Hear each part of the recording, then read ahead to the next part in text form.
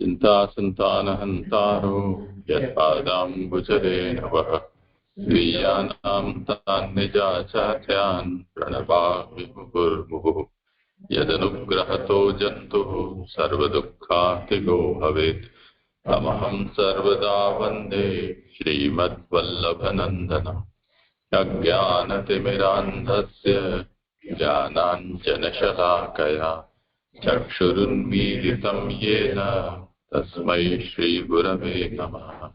नमामि हृदये शेषे लीलाक्षीराब्धिशायिनम् लक्ष्मीसहस्रलीलाभिः सेव्यमानं कलानिधिम् चतुर्भिश्च चतुर्भिश्च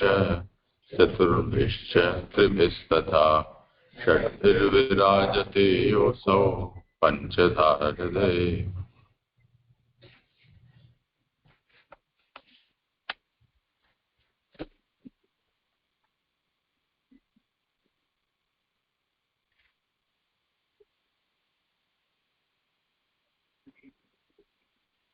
કોનો છે વારો?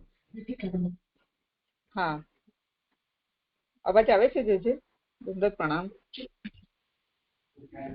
હાથ ઊંચો જ રાખો તમે, એક જ વાર એને આડો બસ. હા,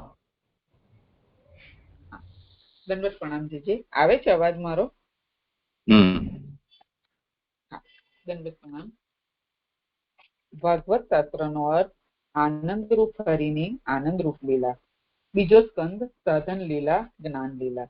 તેના 3 પ્રકરણ છે. પ્રકરણ 1 તત્વ ધ્યાન, વસ્તુ નિર્ધાર. તેના 2 અધ્યાય, એક સ્થૂળ ધ્યાનથી અધ્યાય 1 અને સૂક્ષ્મ ધ્યાન અધ્યાય 2. પ્રકરણ 2 દ્વિતીય સાધન, રસપ્રસાદ, શ્રદ્ધા. એમાં શ્રોતાનો રસપ્રસાદ અધ્યાય 3, વક્તાનો રસપ્રસાદ અધ્યાય 4.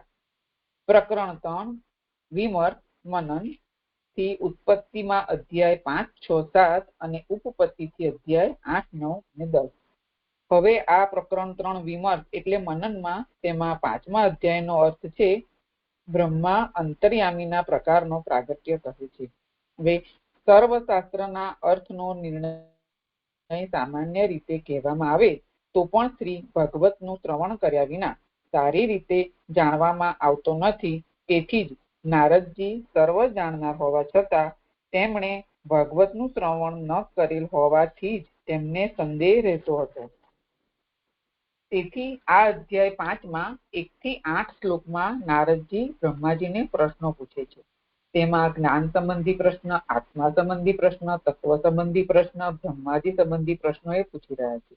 હવે તેના ઉત્તર બ્રહ્માજી 9મા શ્લોકથી આપી રહ્યા છે, કે જેમાં આખી સૃષ્ટિની પ્રક્રિયા એ ઉત્તર રૂપે આપે છે. હવે ગઈકાલે આપણે જે શ્લોક 17, 18 અને 19માં જોયું કે જે એમણે પ્રશ્નો કર્યા એનું એમણે સામાન્ય રીતે ઉત્તર આપ્યો. કે એ પ્રશ્નો કે આપનું જ્ઞાન કોના વડે, આપનો આધાર કોણ, આપને વશ રાખનાર કોણ, આપનું સ્વરૂપ શું છે, એ સામાન્ય રીતે ઉત્તર આપેલા. હવે વિશેષ આધારથી એના ઉત્તર આ શ્લોક 10 થી આપી રહ્યા છે.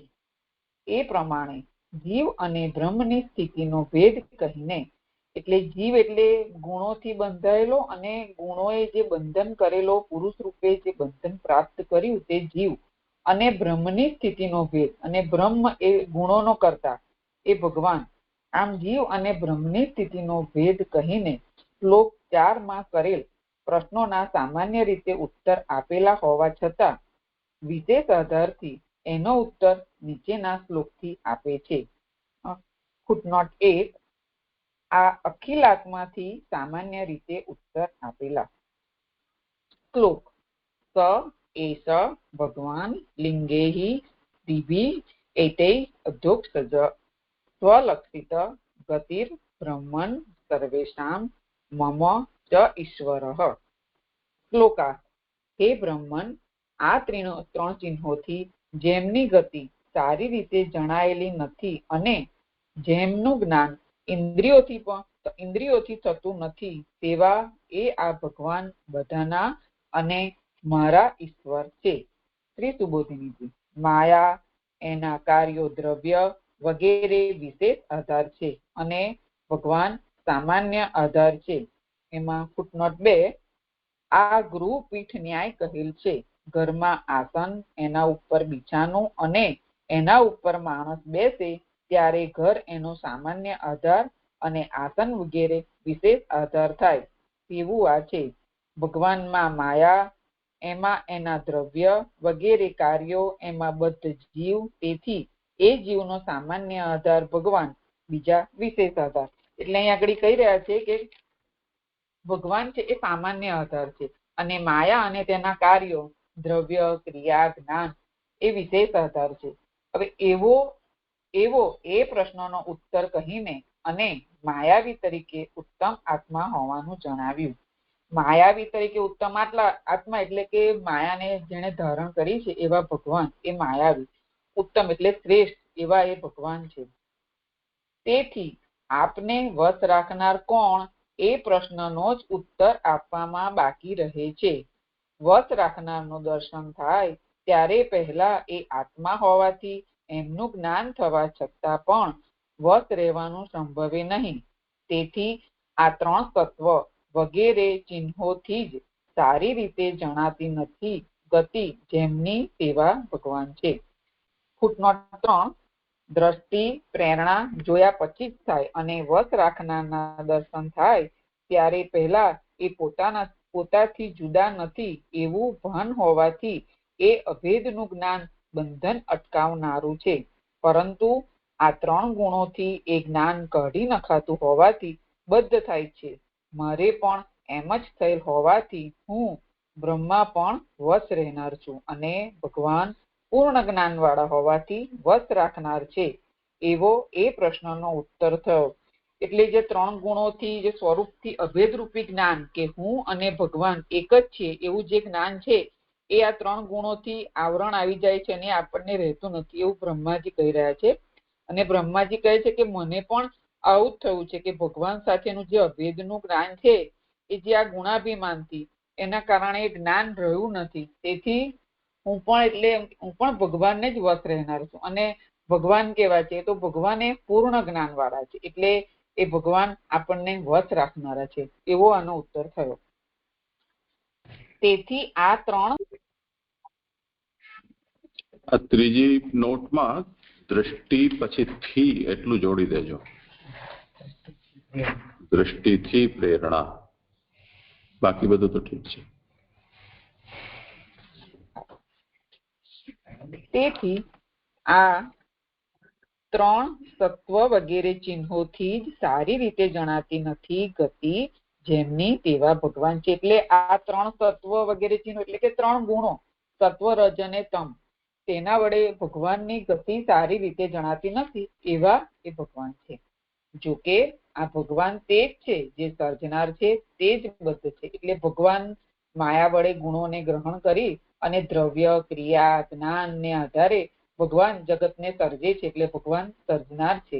ભગવાન માયાથી બંધાયા અને ગુણના અભિમાની થયા, તેથી એ સગુણ તરીકે ગુણાભિમાની દેવ તરીકે પણ એ બદ્ધ થયા છે. આ મને આગળ આટલું સમજાય છે. આવી રીતે ભગવાન બદ્ધ પણ થયા છે.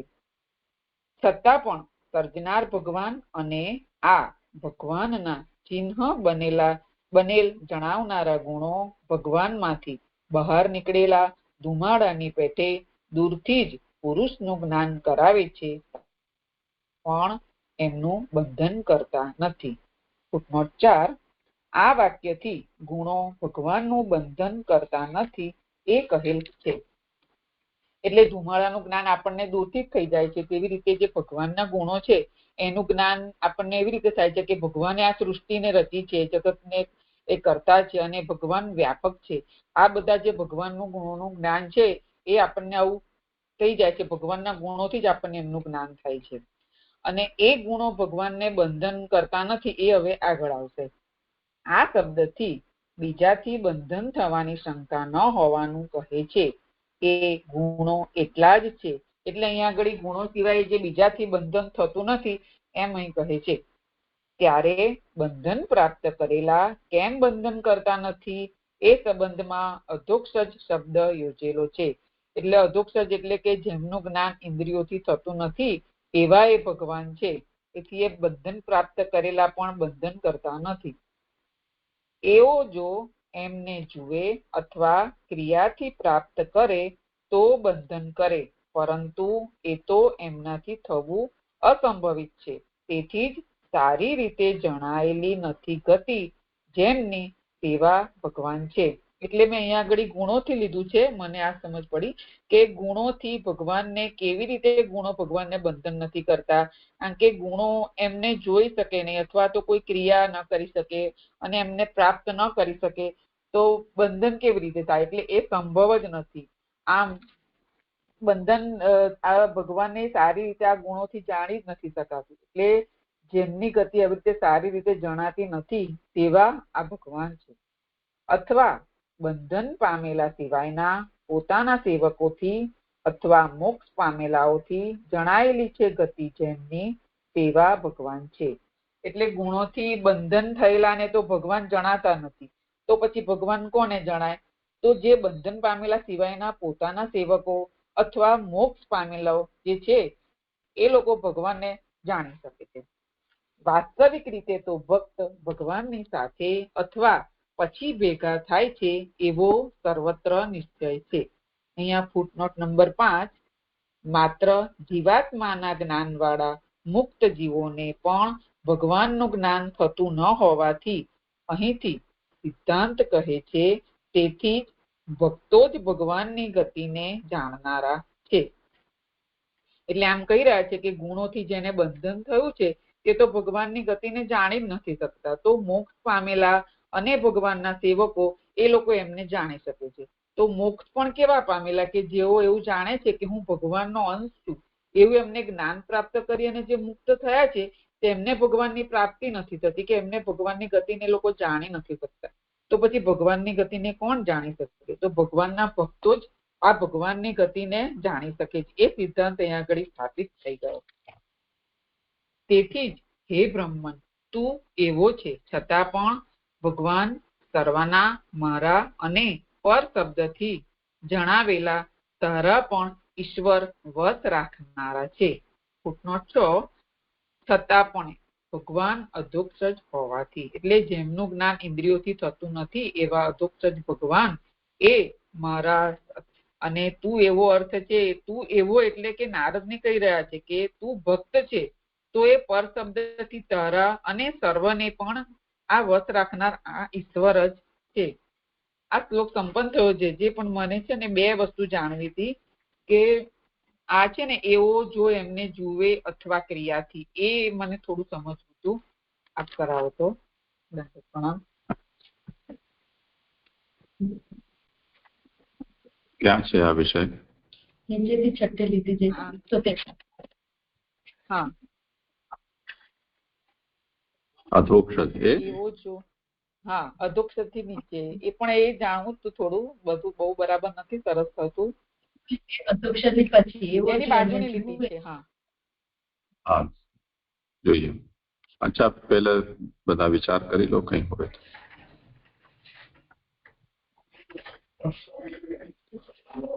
ધનુક્રમ ત્રીજી ફૂટનોટમાં એવું આવે છે કે મારે પણ એમ જ થયેલ હોવાથી એ બંધન કરવાનું જે આવ્યું ને કે એમાં ગુણો નથી ગયા, મારે પણ એટલે બ્રહ્માજીમાં પહેલા હતા અને પછી નથી, એવી રીતે લીધે ના. એટલે બ્રહ્માજીને એ જ્ઞાન ન રહ્યું કે હું ને ભગવાન એક જ છે એવું અભેદનું જ્ઞાન જે છે એમને એમના ગુણનું સત્વગુણનું જે અભિમાનથી એમને જે બ્રહ્મા નિયુક્ત કર્યા, ભગવાને નિયામક બન્યા, એમને નિયમ્ય કર્યા, એનાથી એમનું એ જ્ઞાન ઢંકાઈ ગયું અને તેથી ભગવાન એમને વશ રાખે છે. એટલે બ્રહ્માજી એ વશ રહેનાર થયા અને ભગવાન એમને વશ રાખે છે. એ ગુણોથી એમનું જ્ઞાન ઢંકાઈ જાય છે. એટલું મને સમજ છે. જે દંડવત પ્રણામ.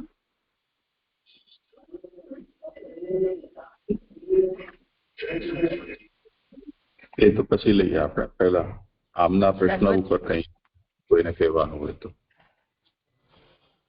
દંડવત પ્રણામ જજે. મારે બીજો ક્વેશ્ચન છે, પછી કરું. અચ્છા, હા હા. તો પહેલા આમના પ્રશ્ન ઉપર કોઈને કઈ કહેવું હોય. સમજાય છે.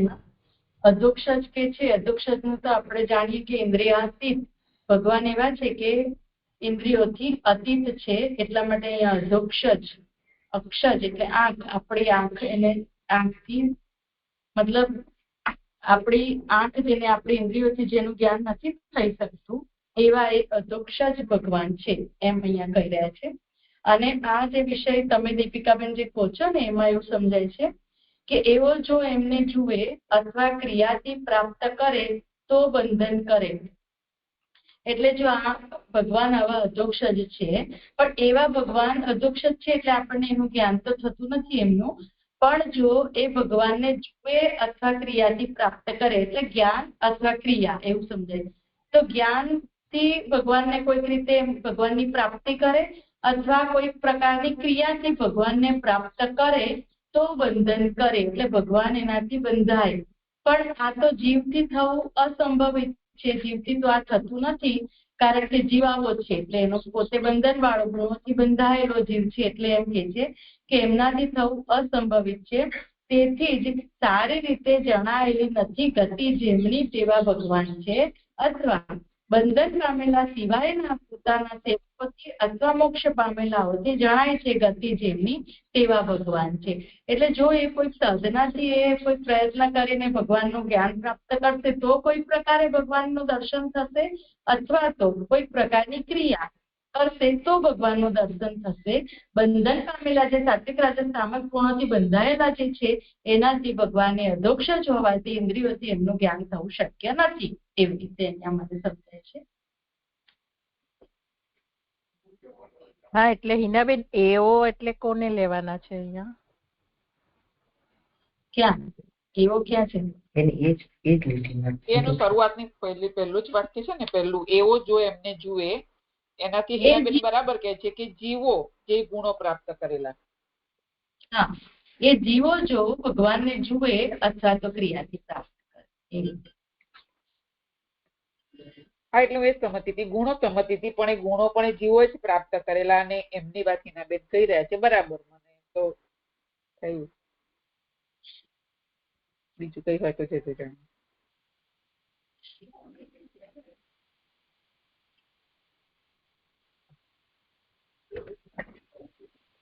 જે કરું પૂછું દંડવત પ્રણામ. જે તમારું થઈ ગયું ને સમાધાન?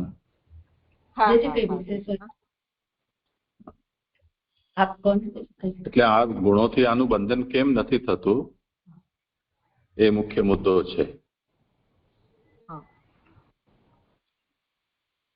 એટલે ગુણો જીવોને બંધન કરે છે, ભગવાનને નથી કરી શકતા. એ વાત સમજ્યા તો જીવો કેમ ભગવાનનું બંધન ન કરી શકે?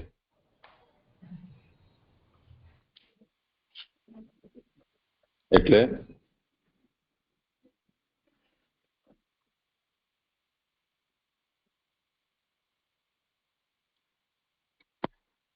અન્યૈઃ બંધ શંકામ વારયતિ એતૈઃ ઇતિ. પૂર્વથી તે જોઈ લો એને.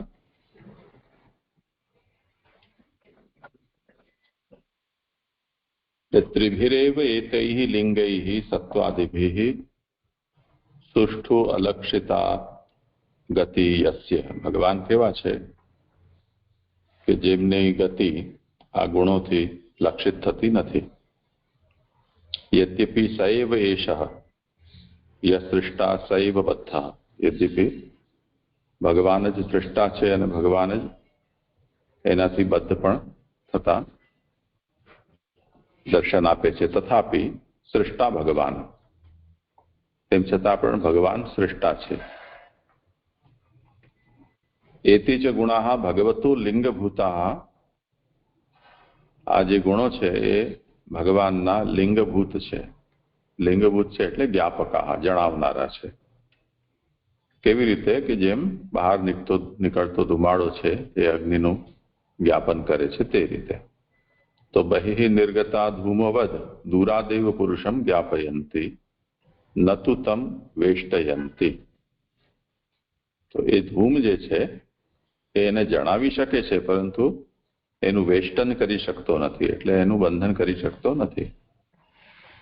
અન્યૈઃ બંધ શંકામ વારયતિ. ચલો ધૂમ નથી વેષ્ટન કરી શકતું, પરંતુ અન્ય કોઈ એનું વેષ્ટન કે બંધન કરી શકે, તો એના માટે કહી રહ્યા છે કે એતૈઃ અધોક્ષજઃ.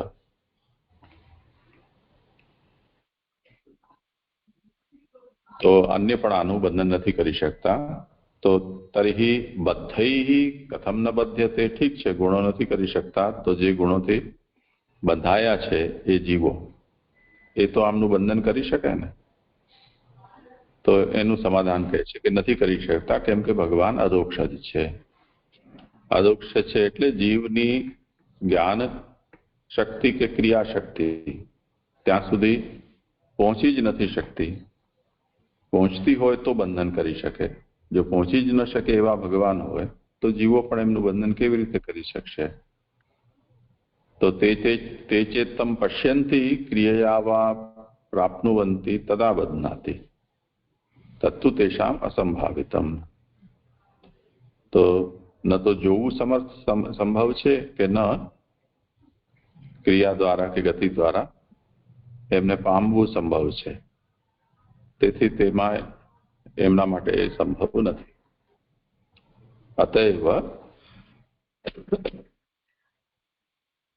મૂળમાં સ્વલક્ષિત ગતિ એ શબ્દનો પ્રયોગ કર્યો છે. સ્વલક્ષિત ગતિ એટલે સુષ્ઠુ અલક્ષિતા ગતિ યસ્ય. સ્વલક્ષ ગતિનો અર્થ કર્યો છે કે જેમની ગતિ ત્યાં સંભવ નથી તેવા ભગવાન છે.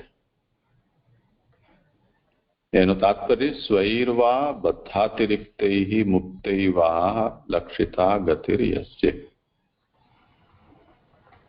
તો અલક્ષિત તો જેમનાથી છે એ તો બરોબર છે, પણ લક્ષિત કોનાથી છે? યા તો ભગવાન પોતાથી અથવા તો જે મુક્તો છે તેમનાથી.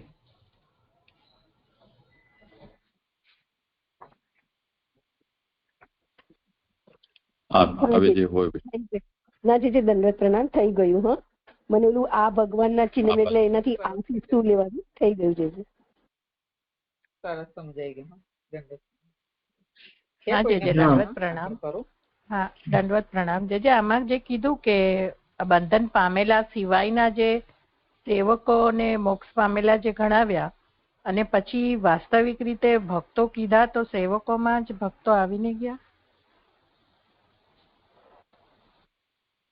કરો સમાધાન. તો હા, એટલે આ ભક્તોની જે વાત ચાલે છે, પણ બંધન પામેલા સિવાયના પોતાના સેવકોથી, અને લખ્યું છે ને અથવા, એટલે એમાં ભક્તો જ લેવાના. આપણે બંધન પામેલા સિવાયના જે છે એ ભક્તો જ લેવાના એવું મને લાગે છે. હા, આગળ ભક્તોને જુદા કર્યા છે. બંધન નથી થતું. હા, જ્ઞાનીઓ અને ભક્તોને બેને જુદા પાડ્યા છે. ના એટલે મારો ક્વેશ્ચન એ જ હતો કે સેવકોમાં કોને ગણવા, એમ ભક્તો અલગ ગણાય. હા હા હા, એ પછી અથવા જે આપ્યું ને, અથવાથી બીજું સેન્ટેન્સ જે સ્ટાર્ટ થયું એટલે એમાં એ ભક્તો જ સમજવા એવું મને લાગે છે. હા, પછી અને જે મોક્ષ પામેલાની જે એ લોકો એવું જાણે છે કે હું ભગવાનનો અંશ છું, એ જ્ઞાનીની વાત લાગે છે. અને જે પેલા મોક્ષ પોતાના સેવકો છે તે ભક્તો તરીકે લેવાના એવું મને સમજાય છે. એમાં પુરુષોત્તમજીનો પ્રકાશ છે એ વાંચો ને, એમાં ખુલાસો તો છે જ. હા, એમાં આપેલું છે કે જીવાત્માના જ્ઞાનવાળા મુક્ત જીવોને પણ ભગવાનનું જ્ઞાન થતું ન હોવાથી અહીંથી સિદ્ધાંત કહે છે તેથી ભક્તો જ ભગવાનની ગતિ જાણનારા છે. એટલે જે જ્ઞાનીઓ છે કે જે મુક્ત જીવો, કે એ લોકો એવું માને છે કે હું ભગવાનનો અંશ છું, એ જ્ઞાનીઓ છે, એમને ભગવાનનું જ્ઞાન નથી થતું. અને જે ભક્તો છે એ જ ભગવાનની ગતિને જાણી શકે છે એવું અહીંયા કઈ સમજ પડે છે. હા, એટલે આ સેવકોને જે મોક્ષ પામેલા જે ગણાવ્યા એ જ્ઞાનીમાં લેવાશે પુરુષોત્તમજીના હિસાબે, અને ભક્તોને આખા અલગથી જણાવ્યા. બરાબર, એટલે બેના અલગ છૂટા પડ્યા, જ્ઞાની અને ભક્તો. પૂર્ણિમાબેન, સેવકો એટલે તમે ભક્તો ગણ્યા, બરાબર છે, તો જણાય છે કોનાથી? તો બંધન પામેલા સિવાયના. કોનાથી જણાય છે? પોતાના સેવકોથી અથવા મોક્ષ પામેલાઓથી જણાય છે ગતિ જેમની સેવા ભગવાન છે એવું કહી દીધું. એટલે ભક્તો અથવા મોક્ષ પામેલા બે કહી દીધા. પછી કે જે વાસ્તવિક રીતે તો ભક્તો ભગવાનની સાથે અથવા પછી ભેગા થાય છે એવો સર્વત્ર નિશ્ચય છે. એમાં 5 નંબરની ફૂટનોટ છે કે જ્ઞાન વાળા મુક્ત જીવોને પણ ભગવાનનું જ્ઞાન થતું ન હોવાથી ભક્તો કયા છે. તો થઈ ગયું સ્પષ્ટ કે નહીં? હા, એટલે ઉપર સેવકો નો શબ્દ વાપર્યો ને પછી ભક્ત વાપર્યા ને, હા એટલા માટે હું કન્ફ્યુઝ થઈ બેના. એવું સમજો. સેવકો કહો કે ભક્તો કહો એક જ છે, પણ સેવકો અને મુક્તો જાણી શકે છે. પછી મુક્તોથી અલગ કરીને ભક્તો અલગ કર્યા કે મુક્તો નથી એટલો પ્રભુનું સ્વરૂપ ને મુક્તો નથી જાણી શકતા, પણ ભક્ત છે તો જાણી શકે છે પૂર્ણપણાથી. એટલા એવી રીતે. હા થયું. હો ઈનાબેન, દંડવત પ્રણામ. જજે ત્રીજી ફૂટનોટ થોડી સમજવી જોઈએ કે બ્રહ્માજીને જે આવે છે ને કે પરંતુ આ 3 ગુણોથી એ જ્ઞાન કાઢી નખાતું હોવાથી બદ્ધ થાય છે. જે બદ્ધ જીવનની વાત કરી, મારે પણ એમ જ થયેલ હોવાથી એનું કાઢી એટલે નથી, હું પણ વશ રહેનાર છું. તો એ મારે પણ એમ જ છે એટલે એમને પણ પેલા બંધન હતું એ જ સમજ. આ વિશે કાલે જે કહ્યું હતું, કાલે જે પરમજી અમને કરવા. હા દીપિકાબેન બોલો. હા, એટલે મને અત્યારે એવું સમજાય છે કે બ્રહ્માજીને જે આપણને જે જ્ઞાન હોય કે હું અને ભગવાન એક છે, જે અભેદનું જ્ઞાન છે, એ બ્રહ્માજીને એમના જે ગુણાભિમાની દેવ તરીકે એમને જે બ્રહ્માજી તરીકે નિયુક્ત કર્યા, ભગવાન નિયામક બન્યા, એમને નિયમ્ય બનાયા, અને એ ગુણથી એમનું જે જ્ઞાન હતું એમનું અને પ્રભુનું, એ જ્ઞાન એમને ન રહ્યું અને તેથી એ બદ્ધ થયા. આટલું મને સમજાય છે. જે કરાવો કાલે જે વિષય એ રીતે કહ્યું હતો કે બ્રહ્માજીને સૃષ્ટિ રચવા માટે પ્રભુએ રાખ્યા છે વ્યવસ્થામાં, તો એ રાજસ ગુણથી એમનું બંધન થયું છે. તો રાજસ ગુણથી બંધન થયું છે તો બ્રહ્માજી હવે સૃષ્ટિ કર્યા જ કરે છે, ઉત્પત્તિ એમને સોંપી છે, તો એ સૃષ્ટિની ઉત્પત્તિ કરે છે. તો હવે બ્રહ્માજી એવું નહીં કહી શકે કે હવે હું આજથી ઉત્પત્તિ નહીં કરું, હવે નાશ કરીશ. તો એટલો ગુણથી બંધન એમનું છે જ. તો એ રાજસ ગુણથી બંધન બ્રહ્માજીનું છે, તામસ ગુણથી બંધન શિવજીનું પણ છે. એવી રીતે આપણે સમજવું જોઈએ. તો એ રીતે અહીંયા બ્રહ્માજી એવું કે છે, મારે પણ એમ જ થયું હોવાથી હું પણ બ્રહ્મા પણ વશ રહેનાર છું, કારણ કે આ ગુણોથી બંધાયેલો હું છું, તો હું પણ ભગવાનને વશ જ રહું છું, અને ભગવાન પૂર્ણ જ્ઞાન વાળા હોવાથી વશ રાખનાર છે, એવો આ પ્રશ્નનો ઉત્તર છે. મને થોડું ઉલટું સમજાયું. મને લાગ્યું કે એમને ગુણ નથી એટલે એ જાણી શક્યા છે પ્રભુને, અને એ પ્રભુને વશ રહેનાર છે. કારણ કે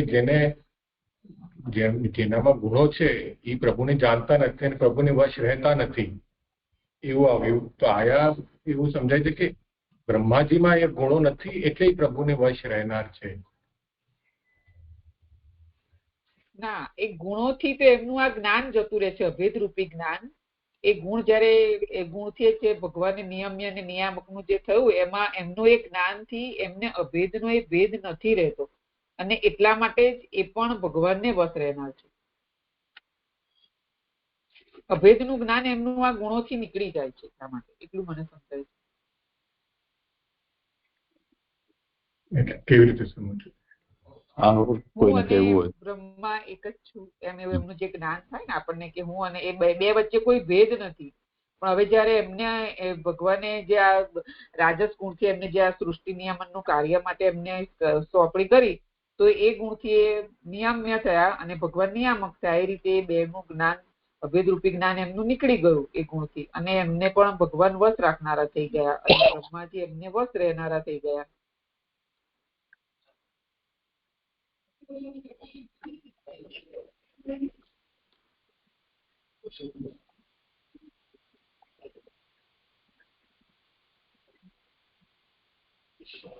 કોઈને કહેવું છે આ સંબંધમાં કઈ?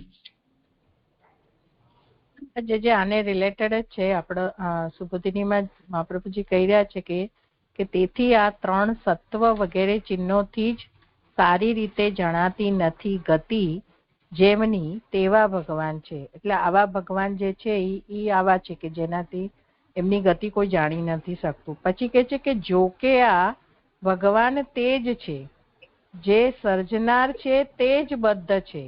અહીંયા જે કહેવામાં આવ્યું છે કે જો કે આ ભગવાન જ તે જ છે, પણ જે સર્જનાર છે, તો અહીંયા સર્જનાર તરીકે બ્રહ્માને ગણવાના કંઈક બ્રહ્માજી સર્જન કરી રહ્યા છે, એટલા માટે તે જ બદ્ધ છે. છતાં પણ સર્જનાર ભગવાન અને આ ભગવાનના ચિહ્ન બનેલ જણાવનારા ગુણો ભગવાનમાંથી બહાર નીકળ્યા. એટલે અહીંયા સર્જનાર ભગવાન જે વાપર્યું છે એ બ્રહ્માજીને લાગશે. હું બી કન્ફ્યુઝ છું. જે ધન્યવાદ.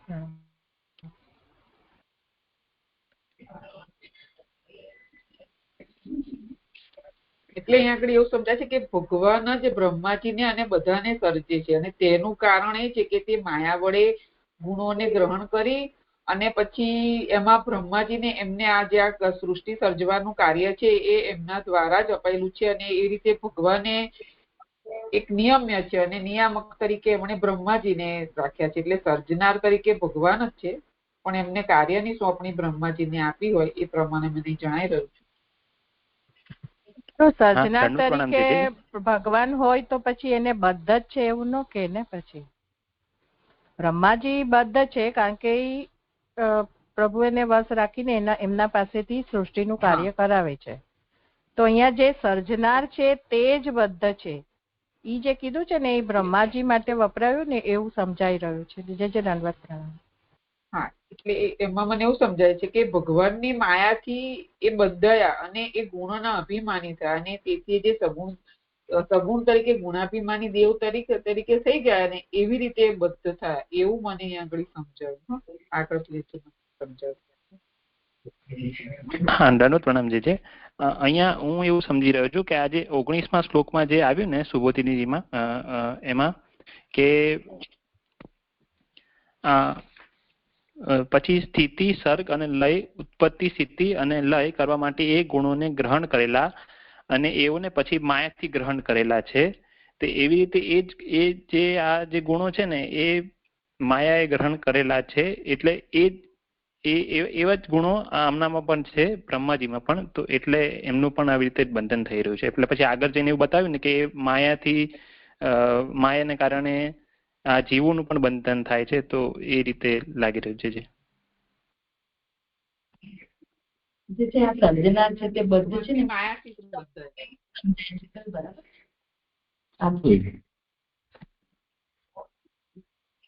હા, તમારે થઈ ગયું આ વિષય? નંદીશે જે કહ્યું છે તે સંબંધમાં એટલે બ્રહ્માજી બદ્ધ છે એવું પ્રશ્ન છે કે શું કામ છે? પેલા બંધનના એ જ અમારે એવું સમજાય કે મારે પણ એમ જ થયેલ હોવાથી એટલે હું પણ એટલે એનું નીકળી ગયું. એટલે પેલા બંધ હતા, પછી એટલે ગુણ હતા પણ એ ગુણો નીકળી ગયા અને એટલે પ્રભુને પછી જાણનાર થયા.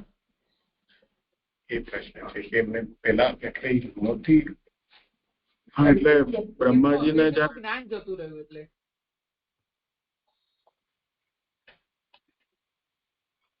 જયારે કાર્ય સોંપ્યું ત્યારે ફરી ભગવાનને પૂછવા ગયા ને એમને કહી તો દીધું પણ પછી મૂંઝાઈ ગયા કે કરવાનું શું ને કેવી રીતે કરવાનું છે. એટલે પૂરી રીતે તો એ પણ જાણતા ન જ હતા. એટલે એ રીતે એક રીતે તો એવું જણાય છે કે પહેલા એમને બોધ નહીં હોય અને પછી ભગવાન એમને દિશા આપી હશે અને વારે વારે બદ્ધ થતા જ રહ્યા છે બ્રહ્માજી બિચારા. એટલે એક પ્રક્ષિપ્ત અધ્યાયમાં પણ લીલા ની દ્રષ્ટિથી આપણે જોઈએ છીએ ત્યાં પણ વત્સરણના પ્રસંગમાં બ્રહ્માજીને મોહ થયો છે. તો માયા તો પ્રભુની જે છે એ સર્વોપરી છે જ. તો એ એક હાયર ઓપોર્ચ્યુનિટી એટલે જે ભગવાન જે જ્યારે પણ કંઈ પણ કરવાની ઈચ્છા હોય તો એ એમની શક્તિ દ્વારા એટલે માયા શક્તિ દ્વારા જ કોઈ પણ અને ક્યારે પણ કરી શકે છે. વચ્ચેથી પણ કરી શકે અને પહેલા પણ આ રીતે હોઈ શકે. બાકી પ્રસંગ તો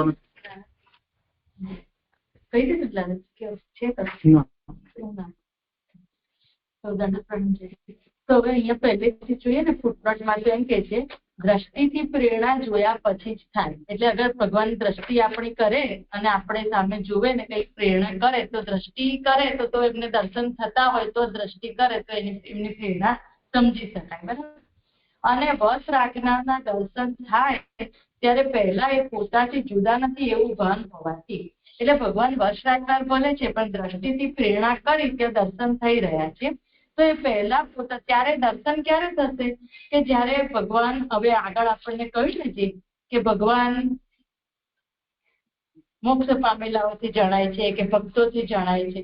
તો એવી કોઈ પ્રકારની છે પ્રક્રિયા એનાથી જ ભગવાન જણાય છે. તો ત્યારે એમને શું જ્ઞાન થયું કે અભેદનું જ્ઞાન થયું એમને. તો એ અભેદનું જ્ઞાન જે એમને થયું બ્રહ્માજીને એ અભેદનું જ્ઞાન એવું થયું કે એનાથી હવે એમને બંધન નહીં થાય. સાત્વિક રાજસ તામસ ગુણોનું બંધન એમને નહીં થાય, કારણ કે એ જ્ઞાન છે એ બંધન અટકાવનારું છે. પરંતુ આ 3 ગુણોથી એ જ્ઞાન કાઢી નખાતું હોવાથી બદ્ધ થાય છે. પણ 3 ગુણોમાંથી કોઈ એમને ગુણો જો લાગી જાય તો પછી એ જ્ઞાન નીકળી જશે એમનું, અને પછી એ બદ્ધ થશે એમ કહેવાનું તાત્પર્ય છે. તો એ બદ્ધ થાય છે. તો બ્રહ્માજી એમ કે છે કે મારે પણ એમ જ થયેલ હોવાથી હું બ્રહ્મા પણ વશ રહેનાર છું. હું પણ બંધન પામ્યો. કેવી રીતે? ભગવાને મને જે આ સૃષ્ટિ રચવાનું કાર્ય સોંપ્યું એનાથી હું રાજસ ગુણથી બદ્ધ થયો, અને એ બદ્ધ થવાથી હું વશ રહેનાર બન્યો. અને ભગવાન કેવા છે? પૂર્ણ જ્ઞાનવાળા હોવાથી વશ રાખનાર છે. એવો આ પ્રશ્નનો ઉત્તર છે. એટલે તાત્પર્ય તો એનું બ્રહ્માજી સુધીના બધા જ ભગવાનને વશ રહેનારા જ છે એવું કહેવાનું જ તાત્પર્ય અહીંયા જણાય છે. મને બસ આટલું મને કેવું છે. હવે છે જેમ મહાપ્રભુજી પણ પોતે આજ્ઞા કરે છે ને કે જેમ ગુણ છે તો એ પ્રકૃતિના છે. એટલે જેમ ભગવાન પછી જેટલી પણ પ્રક્રિયા થઈ છે લીલાત્મક એ બધી પ્રાકૃત જ છે. તો એ વ્યવસ્થાથી લઈ અને એના દેવતાઓ પણ પ્રાકૃત છે. તો એ પ્રાકૃતા સકલા દેવા એ ગણિતાનંદ ગંભીર ને પૂર્ણાનંદો હરિ એમ. તો એવી રીતે ત્યાં પણ એમ કહે છે ને કે ભગવાન જે છે એ પૂર્ણાનંદ છે, અને બાકી દેવતાઓ ને બધા જે છે એ તો પ્રાકૃત જ છે, બધા જેટલા પણ છે. તો બ્રહ્માજી એમ કે છે કે મુક્ત જીવો છે કે બીજા છે કે હું છું કે તમે છો નારદજી, તમે સ્વયં. તો તમે પણ એ રીતે જ છો, એમ પ્રભુની અંદર જ છો, અને તમે તમારી પ્રવૃત્તિ એટલે થઈ છે કે ભગવાન માર્ગમાં તમે આવ્યા છો એટલે તમે જ્ઞાન પ્રાપ્ત કરી શકશો. એ રીતે એ બ્રહ્મન એવું સંબોધનથી એવું કહ્યું. એમ તો એવું જ જણાય છે કે દેવતાઓ તો પ્રાકૃત જ છે, અને જે આપણી સાથે જે પ્રક્રિયા થતી હોય છે એ દેવતાઓ સાથે પણ થતી હશે. એમ લોકાત્મક છે ને પછી કર્યું છે ને તેવા એ આ ભગવાન બધાના અને મારા ઈશ્વર છે. આટલું તાત્પર્ય સ્વાદ છે. હા, એટલે પ્રશ્ન અહીંયા એ છે કે ચોથા શ્લોકમાં આ પ્રશ્ન જે કર્યો છે એનો અહીંયા ઉત્તર ચાલી રહ્યો છે. એમાં યત પરહ એ જે પ્રશ્ન છે તેનો અહીંયા વિચાર કરી રહ્યા છે. આગળ એ વાતનું નિરૂપણ થયું કે ભગવાનના સચ્ચિદાનંદ ધર્મોથી સત્વરજસ તમો ગુણ છે એમનો આવિર્ભાવ થયો છે, અને તે રીતે એના નિયામક દેવતાઓ પણ ગુણાભિમાની થઈને સતત ગુણોનું નિયમન કરી રહ્યા છે. એમાં જે પરીક્ષિત નારદજીના મનમાં એમ હતું કે બ્રહ્મા કે બ્રહ્માથી પર પણ કોઈ છે કે કેમ, તો એ વિષયમાં અહીંયા એની સ્પષ્ટતા કરી રહ્યા છે કે હું અંતિમ નથી, પરંતુ મારા અને બધાના, કેમ કે બધાના એ ઈશ્વર છે ભગવાન, એટલે મારા પણ એ ભગવાન છે. હવે એમાં બ્રહ્માજી અપર છે, ભગવાન પર છે.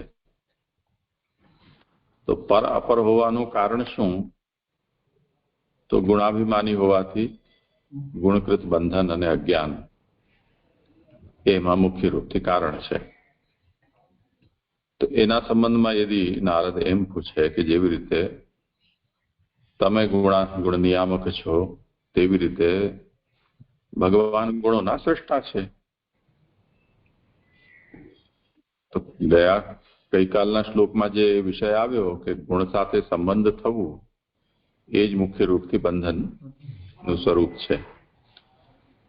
તો ગુણ સંબંધ થયો છે એ તો જેમ મને પણ થયો છે તો ભગવાનને પણ થયો છે. હું સૃષ્ટા ભલે નથી તો નિયામક છું એનો. ભગવાન સૃષ્ટા તો છે જ, તો ગુણ સંબંધ તો ભગવાન સાથે પણ થયો ગણાશે. તો એમાં અહીંયા અગ્નિનું ઉદાહરણ આપી રહ્યા છે, ધૂમ અગ્નિનું.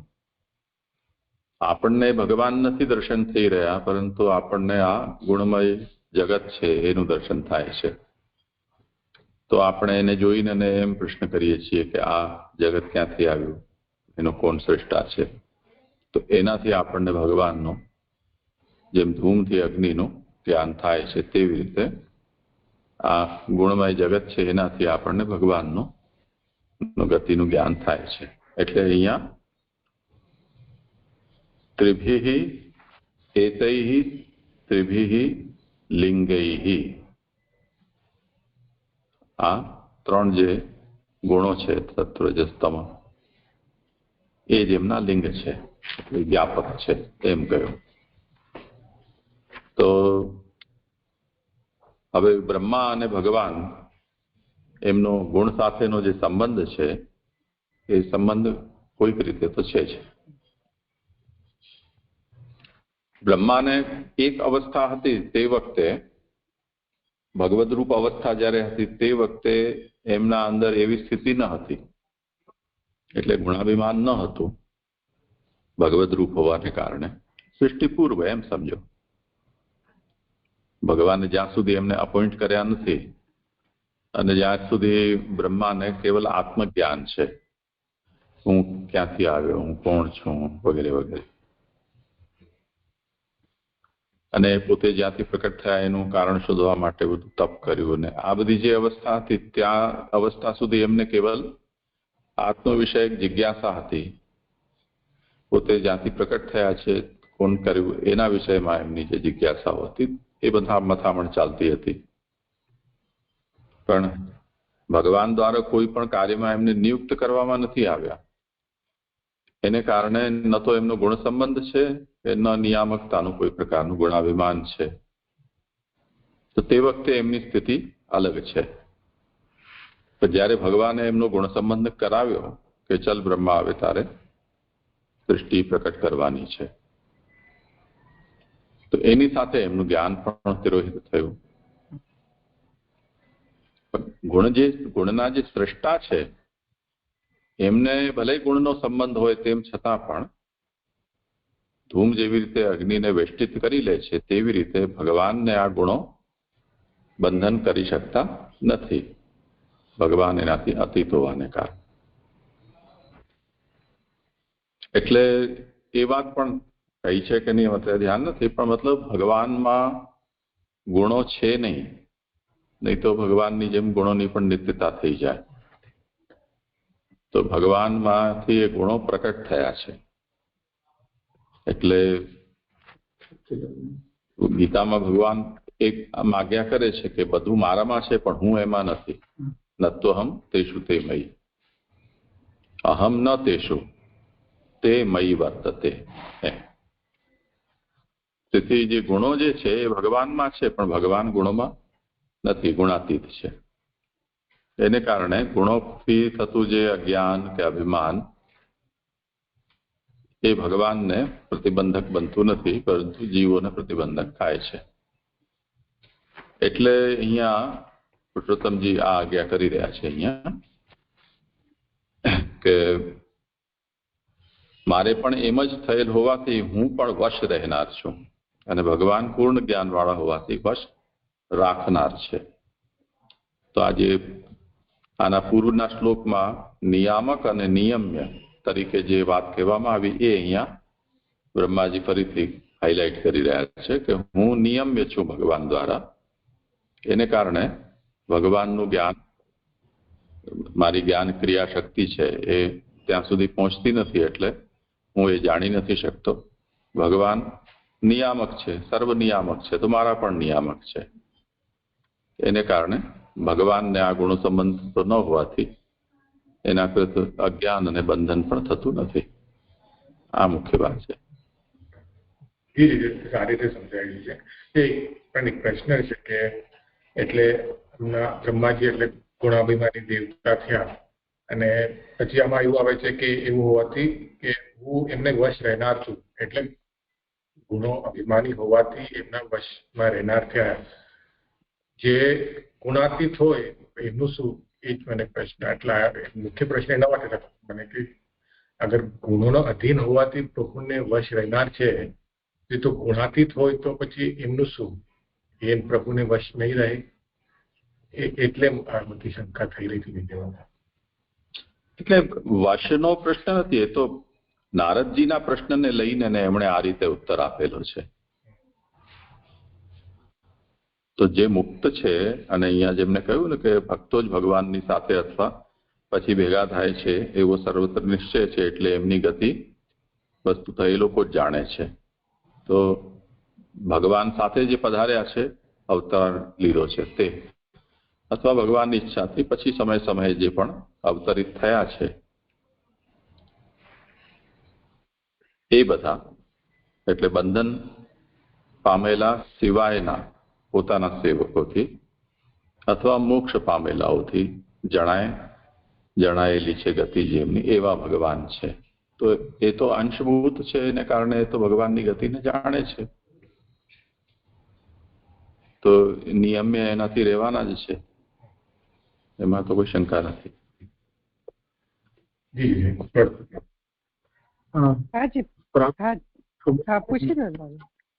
પ્રબોધની પ્રારંભ થાય છે ત્યાંથી ચોથી પંક્તિ આવે છે અલ્પ વિરામ પછી, કે પહેલા એ આત્મા હોવાથી, એટલે થોડુંક કન્ફ્યુઝન થાય છે એનાથી. તો એ આ જ વિષય છે અત્યારે આપણે જે ચર્ચા કરી ને, નિયામકસ્ય દર્શને, નિયામક જે છે એમનું જો દર્શન જ્યારે થાય છે ત્યારે પૂર્વમ આત્મત્વાત તજ જ્ઞાનેપી નિયમનમ ન સંભવિષ્યતિ. એટલે બ્રહ્મા જે છે એને પૂર્વના સમયમાં, પૂર્વ અવસ્થામાં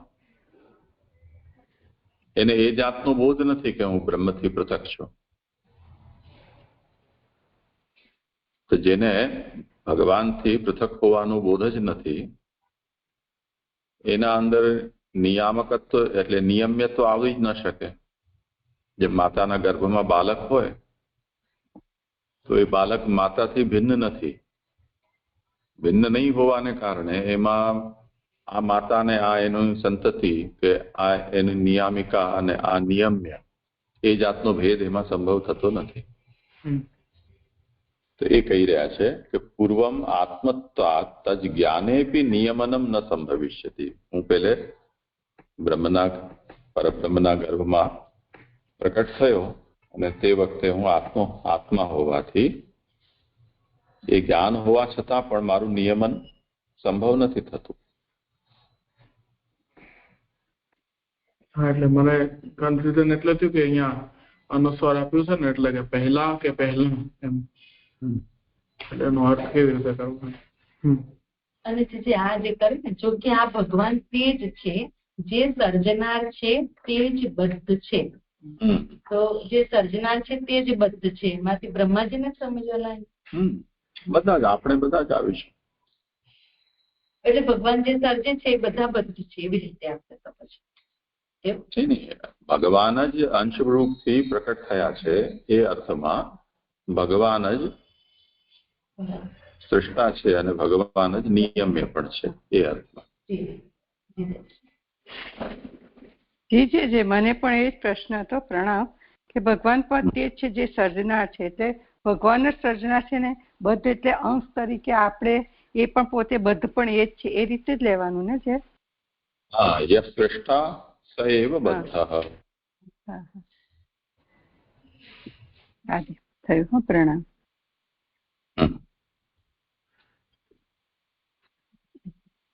સારું, આગળ જઈએ. દંડ પ્રણામ. ના, એક મિનિટ હજી. દંડ પ્રણામ જીજી.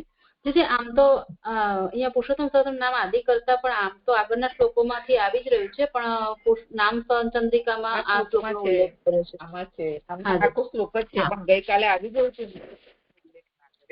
લઈ લઉં છે નામ. હા, હવે તો લેવું જ પડશે. અર્પિતાબેન નો આ ઓર્ડર આવી ગયો છે. આદિ કરતા એવું નહીં, ના, એટલે ગઈકાલે આવી ગયું હતું ને, એટલે પછી એક આદિ એવા કરતા, બે આદિ આકાશ અથવા કાલના કરતા, ત્રણ આદિ એટલે બ્રહ્મા તેના કરનાર, સર્વથી આદિ કરતાપણું ભગવાનનું જ છે, તેમ સર્વ વસ્તુઓમાં પ્રથમ આકાશ ઉત્પન્ન થયું છે, તો તેવા આદિ આકાશને પણ પ્રગટ કરનાર પ્રભુ છે. ભગવતી શ્રુતિ જણાવે છે કે તસ્માત વા એતસ્માદ આત્મનઃ આકાશઃ સંભૂતઃ, તે પરમાત્માથી પ્રથમ આકાશ ઉત્પન્ન થયું છે. તથા આ સ્કંદના 5મા અધ્યાયમાં કહ્યું છે કે સ એષ ભગવાન લિંગેહિ વિધિઃ એતૈ અધોક્ષજ સ્વલક્ષિત ગતિત બ્રહ્મન સર્વેષાં મમ ચ ઈશ્વરઃ. એટલે તત્વ, રજ અને તમો ગુણના ચિહ્નોથી પોતાની ધારણા માફક ગતિ કરનાર એ જ પરમાત્મા સર્વના અને મારા પણ ઈશ્વર છે એમ પોતે બ્રહ્મદેવ જણાવે છે. માટે સર્વને તેમને ઉત્પન્ન કરનાર પોતે પુરુષોત્તમ જ છે. તેથી આપને આદિ કરતા કહ્યા. આ નામ અહીંયા પૂરું થયું. શ્લોક લઉં આગળ જઈએ કે છે કોઈ પ્રશ્ન? અર્પિતાબેન કરીએ આગળ. જશે દંડવત પ્રણામ. જજે આપ જે આજ્ઞા કરો. ના, એટલે તમારે આ વિષયમાં બીજું કંઈ કહેવું નથી ને? કોઈ નામ બીજું આવતું હોય? ના જજે દંડવત પ્રણામ. હા, બરોબર. શ્લોક 21 ઉત્થાનિકા.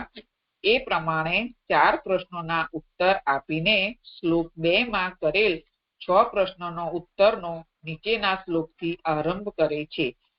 શ્લોક 2 માં જે તત્વ સંબંધી 6 પ્રશ્ન પૂછ્યા, તત્વ કેવા રૂપનું, કયા અધિષ્ઠાન વાળું, આ શેમાંથી રચાયું, શેમાં રહેલું, કોણે સ્થાપન કરેલું અને શું, એ જે પ્રશ્નો હતા તેનો ઉત્તર હવે આપવાનો આ 21મા શ્લોકથી આરંભ કરે છે. શ્લોક 21 કાલમ કર્મ સ્વભાવમ ચ માયેશો માયયા સ્વયા આત્મન યદચ્છયા પ્રાપ્તમ વિભુ ભૂષુ રૂપા દદે. શ્લોકાર્થ. અકસ્માત પોતામાં આવેલા કાલ, કર્મ અને સ્વભાવને ઘણા થવાની ઈચ્છાવાળા માયાના ઈશ્વરે પોતાની માયાથી ગ્રહણ કર્યા. શ્રી સુબોધિનીતિ 3 પ્રશ્નોના આ અધ્યાયમાં ઉત્તર આપે છે. એટલે 3 પ્રશ્નોના પ્રશ્નો કે તત્વ કેવા રૂપનું, કયા અધિષ્ઠાન વાળું અને તેમાંથી જગત રચાયું, એ પ્રશ્નનો આ અધ્યાયમાં ઉત્તર આપશે. બાકીના 3નો પછીના 6થા અધ્યાયમાં આપશે. એ પૈકી પહેલા કેવા રૂપનું એનો ઉત્તર કહે છે. સ્વભાવથી જગત જે છે તે આગળ કહેશે. જોવામાં આવતું સ્વરૂપ જે છે તે કાલ, કર્મ અને સ્વભાવના પ્રકારનું છે. એટલે આપણને જે જગત દેખાઈ રહ્યું છે તે સ્વરૂપ કેવું છે જગતનું? તો કાલ, કર્મ અને સ્વભાવના પ્રકારનું એનું સ્વરૂપ છે. એનું અધિષ્ઠાન તો તત્વો છે.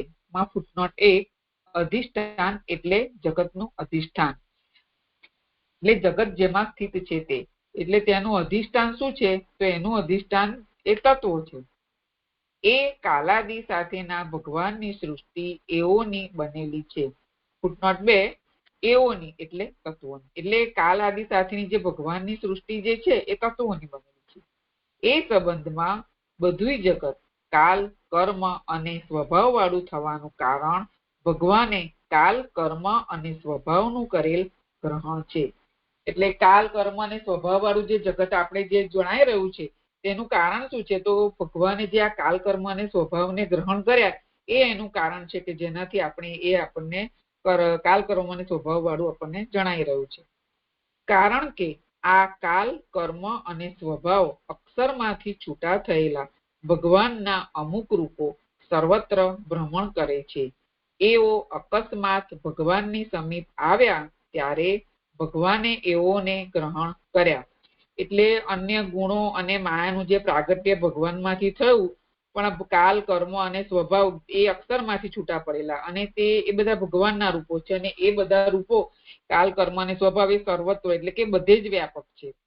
અને એ જયારે કાલ, કર્મ અને સ્વભાવ અચાનક જ જો ભગવાનની સમીપ જયારે આવ્યા, એ અકસ્માત વાળા શબ્દોથી આપણને સમજાય છે કે જયારે અકસ્માત પોતાનામાં જે આવેલા એ ગુણો હતા અને એ ગુણોને ભગવાને માયા દ્વારા જે ગુણોને પ્રગટ કર્યા હતા અને પછી કાલ, કર્મ અને સ્વભાવને એમને પ્રગટ ન કર્યા, પણ જે એમને અકસ્માત એટલે અચાનક જ જયારે આવ્યા ત્યારે પ્રકૃતિ પુરુષ વાળો જે પુરુષ છે એમણે પોતાની જે સર્વભવન સામર્થ્ય માયાથી આ કાલ, કર્મ અને સ્વભાવને પણ એમને ગ્રહણ કર્યા. એવો પણ પહેલા સાધન કોટીમાં જ પ્રવેશ્યા, તેથી માયાએ જ ગ્રહણ કર્યા. એટલે જેવી રીતે ભગવાને ગુણોને પ્રગટ કર્યા અને એ ગુણોને માયાએ ગ્રહણ કર્યા, તેવી રીતે કાલ કર્મ અને સ્વભાવને પણ આ જગત કતરી માયાએ જ ગ્રહણ કર્યા. આમ જગત રચવામાં જે માયા છે એ જગત રચવામાં માયા એ સાધન રૂપ છે. આમ તેથી આ બધા એ લોકો સાધન કોટીમાં પ્રવેશ્યા એવું અહીં કહે છે. પરંતુ આમાં માયા સાધન છે, પરંતુ કાર્ય કરનારી નથી, એ પણ મોહ કરનારી નથી. ફૂટનોટ 3 આમાં એટલે કાલ કર્મ અને સ્વભાવને.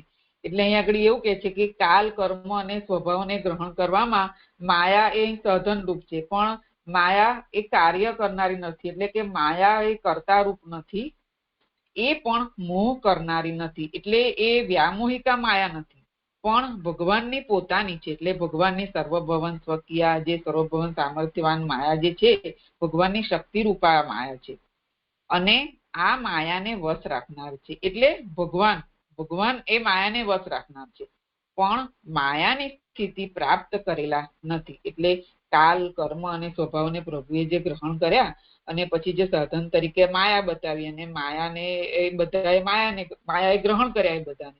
એટલે કહે છે કે ભગવાને માયાને પોતાના વશમાં રાખી છે, પણ ભગવાન માયા જ છે. એમણે માયાની સ્થિતિ એમણે નથી પ્રાપ્ત કરી. એટલે એ માયાના ઈશ છે, એ માયાને અધીન નથી. માયાના રૂપ જે બન્યા છે તે નહીં, પણ માયાના નિયામક જે છે એ આ ભગવાન છે. આ સૃષ્ટિમાં જીવોનું બંધન કરવામાં અને ઉત્પત્તિ સ્થિતિ અને પ્રલયમાં ગુણોનો ઉપયોગ છે, પરંતુ પોતે ભગવાન જુદા જુદા રૂપવાળા થવામાં ઉપયોગ નથી. હવે ગુણોનો ઉપયોગ શેમાં છે? તો ઉત્પત્તિ સ્થિતિ લય કરવામાં અને સૃષ્ટિમાં જીવોનું બંધન કરવામાં એનો ઉપયોગ છે. તેથી જ હું જુદા જુદા રૂપવાળો થાઉં એમ ઉત્તમ પ્રકારે ઘણા થવાની ઈચ્છાવાળા ભગવાને એઓને ગ્રહણ કર્યા, પછી માયાએ ગ્રહણ કરેલા એઓ પણ સેવક થયા. ફૂટનોટ 4 જુદા જુદા રૂપવાળા થવામાં ગુણોનો ઉપયોગ ન હોવાથી જ તેથી આ સૃષ્ટિમાં કાલ કર્મ અને સ્વભાવથી ભગવાન જુદા જુદા રૂપવાળા થાય છે એમ જણાવ્યું. એટલે અહીંયા આગળ ભગવાન જુદા જુદા રૂપવાળા થાય છે તે ગુણોને કારણે નહીં, પણ કાલ કર્મ અને સ્વભાવથી ભગવાન જુદા જુદા રૂપવાળા થાય છે અને એ પોતાના સ્વરૂપને અનેક બનાવવા માટે ભગવાન પોતાની જે સર્વભવન શક્તિ છે અને જે કાલ કર્મ અને સ્વભાવ છે તેનો ઉપયોગ કરી અને જે ગુણ કે જે બધા તેનો ઉપયોગ કરીને જ ભગવાન પોતાની જાતે જ બધું બની જાય છે એવું મને લાગે છે. અને જે કાલ કર્મ અને સ્વભાવ ગુણ જે બધા માયાએ ગ્રહણ કર્યા હતા એ બધા જ એ ભગવાનના પણ એ લોકો સેવક થઈ ગયા. આ શ્લોક સંપન્ન થયો, પણ જે મને આ ફૂટનોટ 4 જે છે ને કે હું જુદા જુદા રૂપ વાળો થાઉં એ મને સમજ રીતે એ મને નથી સમજ પડી. આપ કરાવશો? કોઈને સમાધાન કરવું? આ શ્લોક સંપન્ન થયો.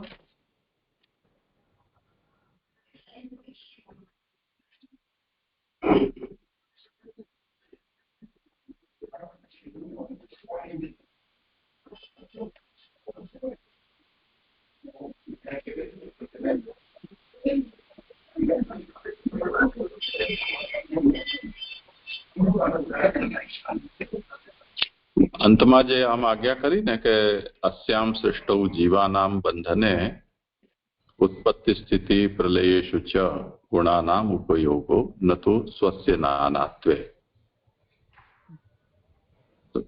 તો જે ભગવાનનો એ સંકલ્પ છે અહમ બહુશ્યામ અથવા નાના રૂપો ભવિષ્યામી, એ તો આપણે જોયું તે પ્રમાણે ભગવાનની જે યોગ માયા છે કે સર્વભવન સામર્થ્ય રૂપા જે માયા છે, જે ઈચ્છા રૂપા છે ભગવાન, એનાથી જે નાનાત્વ થઈ ગયું છે, એમાં ગુણોનો કોઈ ઉપયોગ નથી. ગુણોનું જે કાર્ય છે એ ઉત્પત્તિ સ્થિતિ લય જે પ્રકટ થયેલું છે નાના પ્રકારનું જગત, એની ઉત્પત્તિ સ્થિતિ લય એટલે તત્વના રૂપમાં પહેલે પ્રકટ થયું છે, તે પછી બ્રહ્મા દ્વારા જે એને સ્વરૂપ આપવામાં આવી રહ્યું છે તે ઉત્પત્તિ, એની સ્થિતિ અને એનો લય, અને જે એ સૃષ્ટિમાં જીવોને પ્રકટ કર્યા છે એમને થતું બંધન, એટલું ગુણોનું કાર્ય છે. હા, કોઈ પ્રશ્ન? એક પ્રશ્ન છે, એમને સમજાવ્યું ખરું પણ આ અકસ્માત થોડું સમજવું જોઈએ કે અકસ્માત આપણે ક્યારે કહીએ જયારે અમને ખબર ન હોય કોઈ અકસ્માત આવી ગયું. પેલા ખબર હોય તો આપણે એમ ન કહીએ કે અકસ્માત આવ્યું. તો પ્રભુના સામે અકસ્માત ઉત્પન્ન થયા એ થોડું સમજવું હતું કે પ્રભુને તો ખબર રહી. એમાં મને એવું સમજાયું કે ગુણોને ભગવાને પ્રગટ કર્યા, માયાને અને ગુણોને પ્રગટ કર્યા. અને અકસ્માત શબ્દનો અર્થ એટલે કે અચાનક, જે અંદર આપ્યું છે ને કે અચાનક જે આવ્યા, એટલે કાલ કર્મ અને સ્વભાવ કે જે અક્ષરમાંથી છૂટા પડેલા એ પ્રભુના જ રૂપો છે, એને પણ પ્રભુએ ગ્રહણ કર્યા પોતાની માયા વડે. મને આટલું સમજાયું છે. મૂળનું યદચ્છયા પ્રાપ્તમ આ જે પદ છે ને, બધી વાત બ્રહ્મા પણ જાણતા નથી. એમને જેટલી સમજ પડી એટલું કહી રહ્યા છે કે આ બધું થયું કેવી રીતે. તો એમ કે કાલ કર્મ સ્વભાવ આ અચાનક જ ભગવાનના પાસે આવી ચડ્યા તો પછી અનેક રૂપ ભગવાને ધારણ કરી લીધું. આ બ્રહ્મા પોતે વર્ણન કરી રહ્યા છે. એનો અર્થ એવો નથી કે ભગવાનને ખબર છે કે ખબર નથી. એ વિષયમાં બ્રહ્માજી અત્યારે કંઈ કહી નથી રહ્યા. થયું આવી રીતે મને એવું સમજાયું.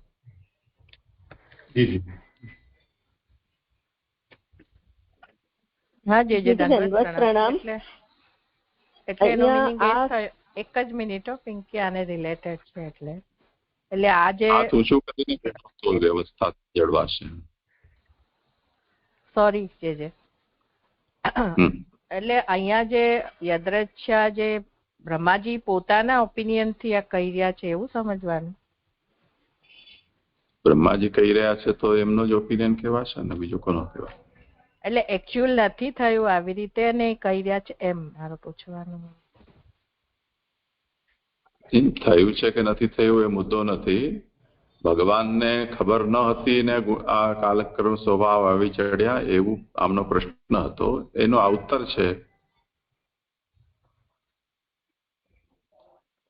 જી દંડવત પ્રણામ. અને બીજું અહીંયા પૂછવું હતું કે આજે બીજા શ્લોકમાં જે ક્વેશ્ચન કર્યા છે નારદજીએ કે આ તત્વ કેવા રૂપનું, તો કેવા રૂપનો અહીંયા જવાબ આવી રહ્યો છે 21માં કે કાલ કર્મ અને સ્વભાવથી.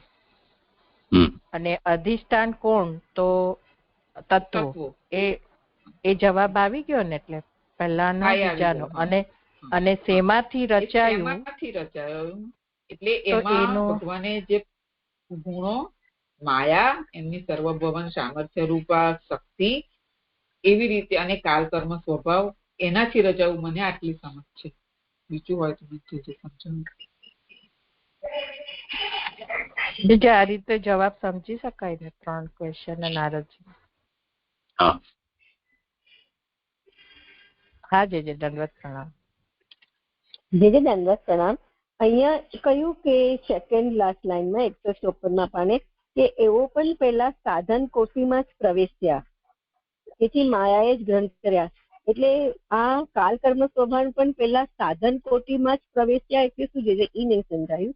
દંડવત પ્રણામ જે એટલે આ જે કાલ કર્મ અને સ્વભાવ છે ને એને માયાએ ગ્રહણ કર્યા. અને માયાને ભગવાને સાધન રૂપ બનાવી છે ને સૃષ્ટિ સર્જવા માટે.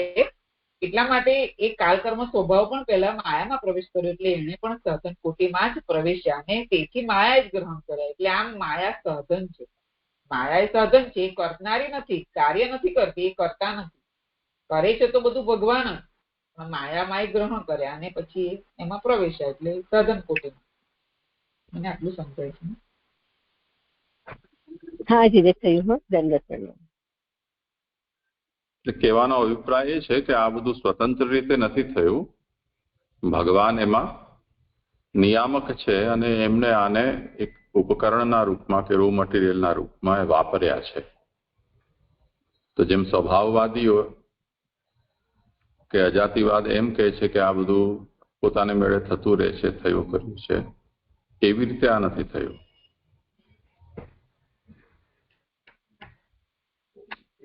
જી દંડવત પ્રણામ.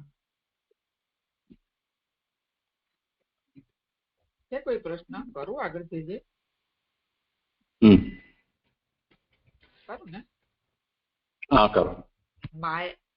માયાના આવરણ વાળા ભગવાને પહેલા ગુણો ગ્રહણ કર્યા, ત્યાર પછી માયાએ ગ્રહણ કરેલા એ બધા એટલે કાલ, કર્મ, સ્વભાવ, ગુણ એ બધા ભગવાનના સેવક થયા. તેથી ઉત્થાનિકા 22મા શ્લોકની, તેથી નીચેના શ્લોકથી એઓનો ઉપયોગ કહે છે. કાલ, કર્મ, સ્વભાવ, ગુણ એ બધાનો ઉપયોગ કહે છે. શ્લોક કાલદ ગુણ વ્યતિકરઃ પરિણામઃ સ્વભાવતઃ કર્મણો જન્મ મહતઃ પુરુષાધિષ્ઠિતાત ભૂત. શ્લોકાર્થ પુરુષે પ્રેરેલા કાલથી ગુણોનો સંબંધ થયો, સ્વભાવથી ગુણોનો પાક થયો અને કર્મથી મહતનો જન્મ થયો. સ્ત્રી સુબોધન. પહેલા માયાએ ગુણો ગ્રહણ કરેલા, પછી કાલ વગેરેને ગ્રહણ કર્યા, તેથી એ કાલ વગેરેએ ગુણોમાં પ્રવેશ કર્યો. ફૂટનોટ 1. તેથી એટલે પછી ગ્રહણ કરેલા હોવાથી.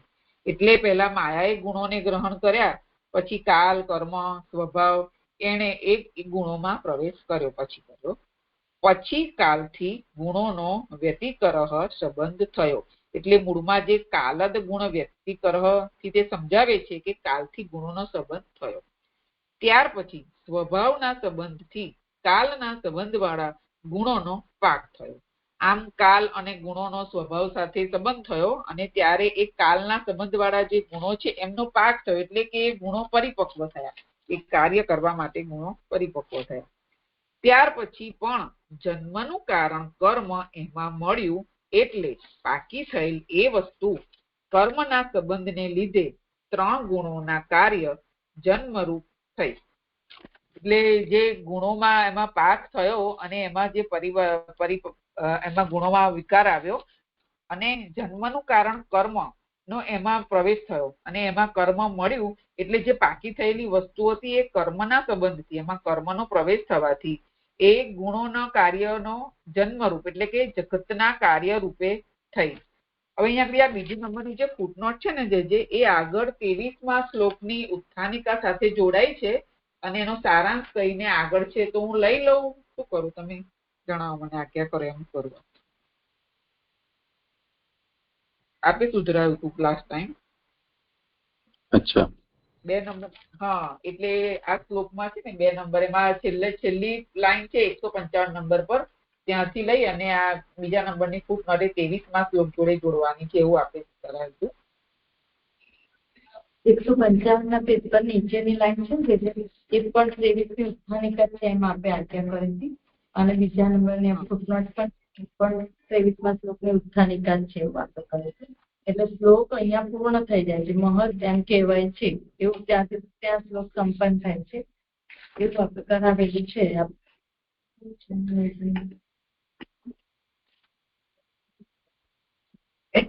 ઠીક છે, પણ હમણાં આવી છે તો વાંચી લો પછી જોશું. ચાલે છે. અહીં નીચે પ્રમાણે જાણવું. કાલથી ગુણોનો સંબંધ અંશથી થાય છે, પછી સ્વભાવથી પાક થતા વિકાર અને કાર્ય થાય છે. એ પોતાના કાર્યની અપેક્ષાથી પ્રકૃતિ થતા સાંખ્યોના મહત વગેરે 7 પદાર્થોમાં પ્રકૃતિ અને વિકૃતિ એવો વ્યવહાર થાય છે. પછી એ કાર્ય કર્મથી જન્મે છે, ત્યારે ઇન્દ્રિયો, તન્માત્રા વગેરે ન હોવાથી પિંડના પ્રકારથી જન્મ થતો હોવાથી ન્યૂન હોય છે. આ પ્રકારે એવો દેહ થાય છે. એટલે ફૂટનોટમાં એવું કીધું છે કે પુરુષની પ્રેરણાથી જે ગુણોનો કાલનો સંબંધ થયો અને સ્વભાવથી જે પરિપક્વ થતા એ કર્મથી મહત્વનો જન્મ થયો. આ જે આ પ્રક્રિયા છે એ સાંખ્યાનુસારી પ્રક્રિયા છે આ સૃષ્ટિની, એવું આ ફૂટનોટમાં જણાય એવું લાગે છે. અને જે કાલથી ગુણોનો સંબંધ થયો તે આંશિક છે અને સ્વભાવથી એનો સંબંધ થયો એનાથી એમાં વિકાર આવ્યો અને પછી એમાંથી જે કાર્ય થયું તે આ સૃષ્ટિની પ્રક્રિયાનું કાર્ય છે એવું આ ફૂટનોટમાં મને સમજાયું હતું. હવે આગળ, આથી સૃષ્ટિ 3 પ્રકારની હોવાનું કહ્યું. આમ સૃષ્ટિ ત્રિગુણાત્મક એટલે સત્વ, રજ અને તમ એવા પ્રકારની છે. અહીંયા આગળ એવો કે જેવો સુધરાવેલું છે, જેવો કાલથી ગુણોનો સંબંધ થયો તે થઈ ગયેલ, થનાર અને વર્તમાન પ્રકારનો સંવત્સર રૂપ કાલ જ થયો. એમાં પણ અધિક સ્વભાવનો પ્રવેશ થતા વસ્તુ પાકી થઈ. એટલે આમ કાલથી ગુણોનો સંબંધ થવાથી ભૂત, ભવિષ્ય, વર્તમાન એવા પ્રકારનો સંવત્સર રૂપ કાલ થયો. અને આ સંવત્સર રૂપ એટલે જેને આપણે વર્ષ કહીએ છીએ એ કાલમાં સ્વભાવનો પ્રવેશ થતા, એટલે કે અધિક સ્વભાવનો પ્રવેશ થતા જે કીધું ને, એટલે એ કાલમાં સ્વભાવનો પ્રવેશ થતા એ વસ્તુ પાકી થઈ, એટલે જળની ઉત્પત્તિ થઈ. ઘડાના પ્રકારની જળ વસ્તુ થઈ ત્યાર પછી પણ વધારે કર્મે પ્રવેશ કર્યો, ત્યારે જીવના સ્થાનરૂપ દેહ વગેરે સંઘાતનો જન્મ થયો. એટલે જે કાલમાં સ્વભાવનો પ્રવેશ થતા એ વસ્તુ જે સ્થૂળપણાથી, એ ઘડાના પ્રકારની એ જળ વસ્તુ થઈ અને એમાં કર્મનો પ્રવેશ થયો. એટલે કર્મ એમાં જયારે ભળ્યું ત્યારે જીવના સ્થાનરૂપ દેહ વગેરે, એટલે કે સંઘાત, દેહ, ઇન્દ્રિયો એ વગેરેનો આમાં એનો જન્મ થયો, એટલે જન્મરૂપ કાર્ય થયું. એ આ પુરુષે પ્રેરેલાથી મહતનો જન્મ થયો એમ કહેલ છે. એટલે ઉત્તરાર્ધમાં જે કહે છે કે કર્મણો જન્મ મહત પુરુષાધિષ્ઠાત બુદ્ધિ, એ જે પ્રકૃતિ પુરુષમાં જે પુરુષ છે એની પ્રેરણાથી જ આ મહત એનો જન્મ થયો એવું કહે છે. પુરુષની પ્રેરણા સર્વમાં છે, છતાં પણ પાકી થયેલી વસ્તુ પુરુષની પ્રેરણાના કારણથી મહતના જન્મરૂપ થઈ. એનું બીજું નામ ન હોવાથી પ્રથમ સ્થૂળપણાથી ઉત્પન્ન થયેલું હોય મહત એમ કહેવાય છે. એટલે પુરુષની પ્રેરણા તો સર્વમાં છે, પણ સ્વભાવને કારણે એ ગુણોમાં પાક થયો, એટલે કે તેમાં વિકાર થયો અને એમાં જે કર્મ ભળ્યું અને તેના કારણ રૂપ આ મહતનો જન્મ થયો. હવે આ શ્લોકની સંબંધ થાય છે, પણ મને આ જાણવું હતું કે એનું બીજું નામ ન હોવાથી પ્રથમ સ્થૂળપણાથી ઉત્પન્ન થયેલું હોય એ લીટી થોડી સમજવી છે જે અમારો શ્લોક સંબંધ છે.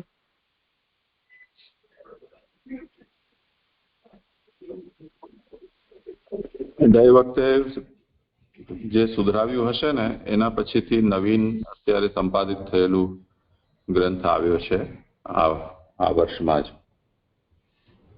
એમાં જે અંશ વાંચ્યો છે, ફૂટનોટની જગ્યા તો અલગ છે, એ તો આપણે સુધારી લઈશું કે બીજા નંબરની જે ફૂટનોટ છે એમાં સંબંધ લીધે 3 ગુણોના કાર્ય ત્યાં નથી, એ તો હટાવી દો.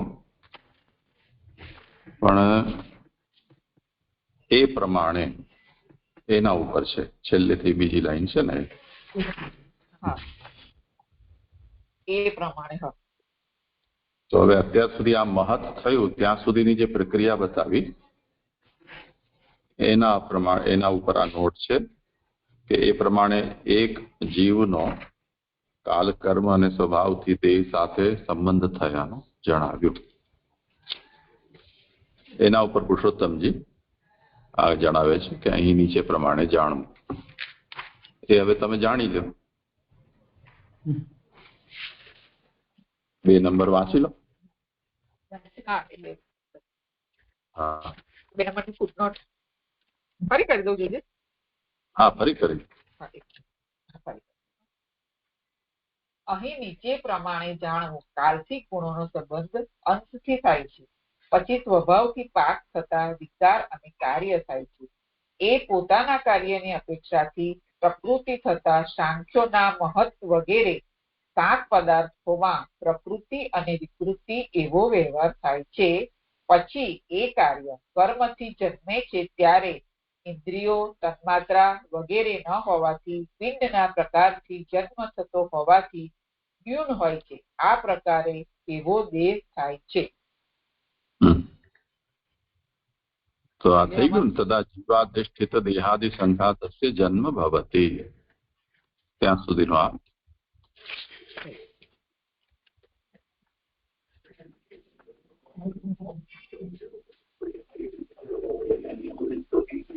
કોઈ પ્રશ્ન? ફૂટનોટમાં પહેલા આવ્યું ને કે સંબંધ અંશથી થાય છે, શું સમજો અંશથી? સંબંધ આંશિક થયો કાલથી ગુણો, સ્વભાવથી એનો વધારે એટલે એનો પરિપાક થયો. કાલથી જે પેલા ગુણોનો સંબંધ થયો તે થોડા પ્રમાણમાં થયો એવું મને સમજાયું, અને સ્વભાવથી સંબંધ થવાથી તેમાં વિકાર આવે, પછી કાર્ય થાય છે. થોડોક સંબંધ થયો એટલે એવું સમજાય છે મને.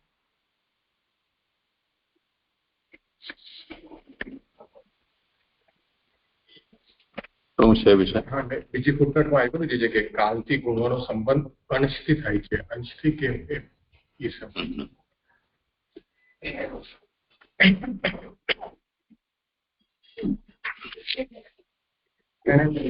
અહીં આપણે આગળ એવું કહ્યું હતું કે આ નિરીશ્વર સાંખ્યની વાત છે અને એમાં જે સૃષ્ટિની પ્રક્રિયા થાય છે પ્રકૃતિ વિકૃતિ અને પ્રકૃતિ વિકૃતિ, તો એ રીતની આ પ્રોસેસ બતાવી છે. તો ત્યાં એ પુરુષોત્તમજી બતાવી રહ્યા છે કે અહીંયા કાલથી ગુણોનો જે સંબંધ થાય છે એ અંશથી, એટલે પ્રકૃતિ થી પણ થાય છે, વિકૃતિથી અને પ્રકૃતિ વિકૃતિ બંનેથી. તો આ રીતે અહીંયા પછી સ્વભાવથી પાક અને આ વિકાર કાર્ય થાય છે. તો એ બરાબર છે જે હા, એ આમણે પુરુષોત્તમજીના પ્રકાશને સંક્ષેપમાં લખ્યું છે નાનું ભાઈ. પુરુષોત્તમજીએ થોડું આને વધારે વિવેચન કરેલું છે. નિરીશ્વર સાંખ્યની વાત કેવી રીતે એમ પુરુષોત્તમજી આ શ્લોકના વચન સાથે સંગત કરી રહ્યા છે એ સમજ એ પ્રમાણે એક જેવું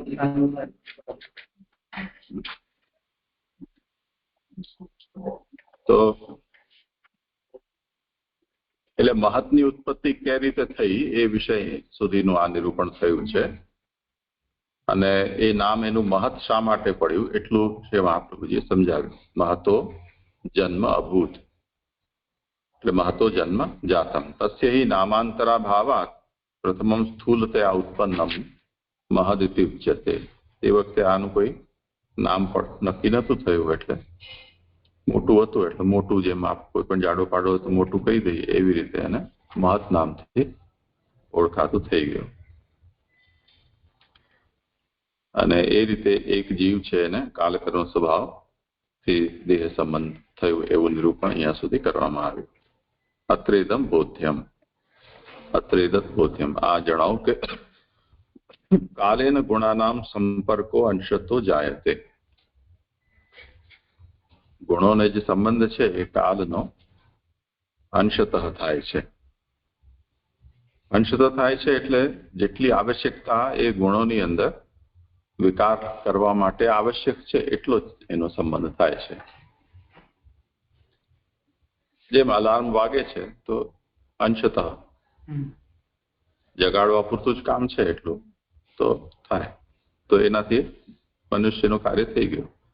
તતઃ સંપર્કતાંશસ્ય સ્વભાવેન પરિણામે વિકૃતિ તત્ર, એટલે તતઃ તે પછી જે અંશની સાથે કાલનો ફરી પાછો અંશતઃ સંબંધ થાય છે ત્યારે સ્વભાવેન પરિણામે વિકૃતિ, સ્વભાવ દ્વારા અહીંયા પરિણામ છે એની અંદર વિકૃતિ આવે છે. ઇતિ વિપરિણામાદ વિકૃતિત્વમ કાર્યત્વં ચ. એટલે એ વિકૃતિ આવવાને કારણે એ સંપૃક્ત જે અંશ છે એનું વિપરિણામ થાય છે, એટલે વિશેષ એનું પરિણામ થાય છે અને તેથી વિકૃતિ પણ થાય છે. તસ્ય ચ સ્વકાર્યાપેક્ષયા પ્રકૃતિત્વમ ઇતિ સાંખ્યાનામ મહદાદિષુ સપ્તસુ પ્રકૃતિ વિકૃતિત્વ વ્યવહારઃ.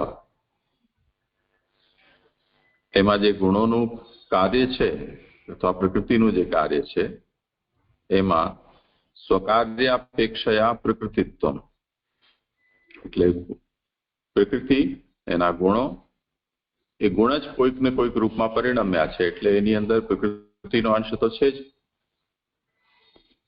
અને સાંખ્યાનામ મહદાદિષુ સપ્તસુ પ્રકૃતિ વિકૃતિત્વ વ્યવહાર, એટલે મહતથી લઈને તતો અહંકાર, એનાથી અહંકાર પેદા થયો જે સાત્વિક રાજસ તામસ બેથી 3 પ્રકારનો છે. એના પછી એમાંથી પંચતન્માત્રા, પંચમહાભૂત અને જે ઇન્દ્રિયો વગેરે આ બધા છે એ બધા પ્રકૃતિ વિકૃતિ રૂપ થયા. તતઃ તસ્ય કાર્યસ્ય કર્મણા જન્મની જાયમાનોપી ઇન્દ્રિયાણામ માત્રાદીનાં ચ અનુત્પન્નત્વાत् પિંડીભૂતસ્યૈવ જન્મ ભવતિ. હવે આટલું બધું થયા પછી એના જે કાર્યો છે એનું કર્મથી જન્મ થવા છતાં પણ ત્યાં હજી ઇન્દ્રિયો તન્માત્રાઓ એ હજી પ્રકટ થઈ નથી હોવાથી આ જે કંઈ પણ પ્રકટ થયું છે એનો એક પિંડ જ છે.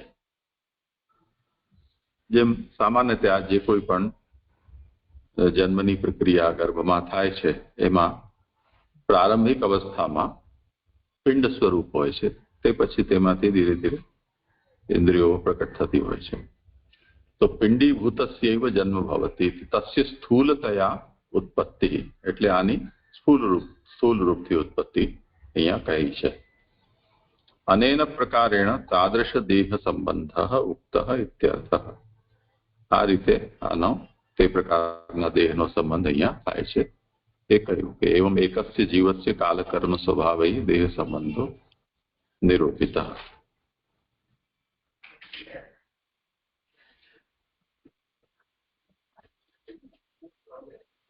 જે દંડવત પ્રણામ. મને આજ ફૂટનોટમાં સ્વભાવથી પાક થતા એટલે કેવી કઈ રીતે કરવું? સ્વભાવથી એટલે પરિપક્વ થતા, સ્વભાવથી પરિપક્વ એટલે વિકાર આવતા, તો એ કામ કાર્ય કરવા માટે એમાં પરિપક્વતા આવે એ રીતે મને સમજાય છે. સ્વભાવથી એનો પરિપાક થતો, ગુણોથી કાલથી સંબંધ થયો અને સ્વભાવથી એનો પરિપાક થયો.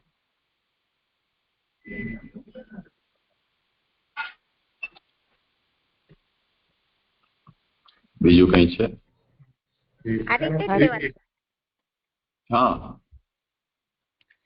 પ્રણામ. પછી આમાં પણ છે ને એ રીતે વસ્તુ પાકી થઈ, આવી રીતે નીચે છઠ્ઠી થાય એમાં પણ અધિક સ્વભાવનો પ્રવેશ થતા વસ્તુ પાકી થઈ એટલે જળ સમજવાનું. એને એવું જણાવ્યું કે જળ થઈ અને ઘડાના પ્રકારની એ સમજાય છે મને કે કાળમાં જે સ્વભાવનો પ્રવેશ થયો ત્યારે વસ્તુ પાકી થઈ એટલે જળની ઉત્પત્તિ થઈ, અને એ ઘડાના પ્રકારની જળ વસ્તુ છે એટલે જળની ઉત્પત્તિ થઈ એવું સમજાય છે આગળ. અને પછી એમાં કર્મ પ્રવેશ કરે છે એટલે જળ જ સમજવાની ને પાકી થઈ એટલે જળ થઈ એવું સમજવાનું. પ્રણામ. એટલે જેમ આપણા ચેતનના અધિષ્ઠાનભૂત દેહાદિ સંઘાત આ પ્રક્રિયાથી પ્રકટ થાય છે, તેવી રીતે ચેતનના અધિષ્ઠાન નથી તે પ્રકારના અન્ય જળ પદાર્થો પણ આ રીતે જ પ્રકટ થાય છે પરિપાક્વ સાથે. પ્રણામ.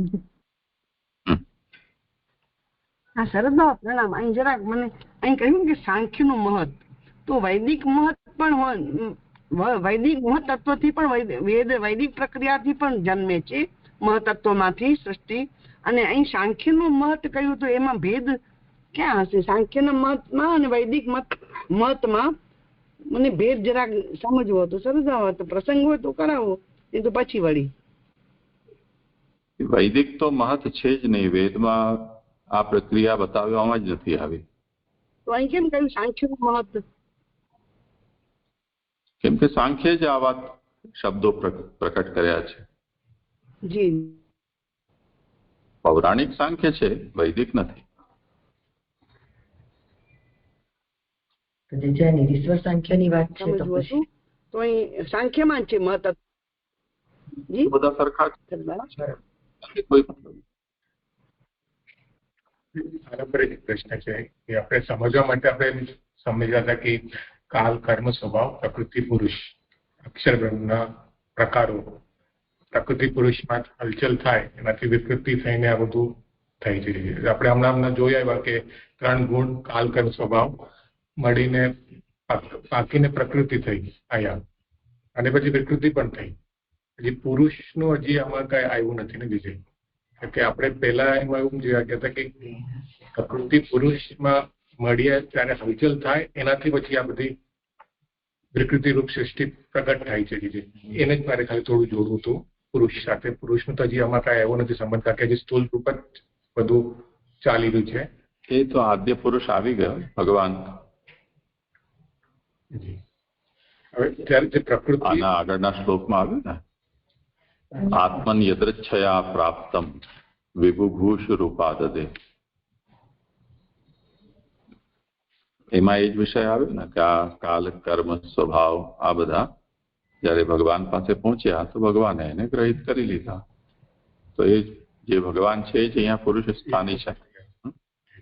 અને જયારે વિકૃતિ થાય છે તો પછી એ જ સમજે કે પુરુષના સ્થાને પ્રકૃતિ અને પુરુષ, કે આપણે જે પેલા એવું સમજ્યા હતા કે પ્રકૃતિ પુરુષ જયારે મળે અને એમાં હલચલ થાય ત્યારે પછી વિકૃતિ યા સંસાર જગત ઉત્પન્ન થાય છે. તો મને એ જ સમજવું હતું કે પ્રકૃતિ ને વિકૃતિ આવી ગયા અને લખ્યું છે, પણ એ એના સાથે કેવી રીતે જોડવું એ જ સમજ. પ્રકૃતિ અને વિકૃતિનો મતલબ એ છે, વિકૃતિ એટલે વિશેષ કૃતિ. વિકૃતિ એટલે જે વખતે કોઈ પણ સૃષ્ટિ નથી તે અવસ્થા, 0 પોઈન્ટ, એ પ્રકૃતિ છે.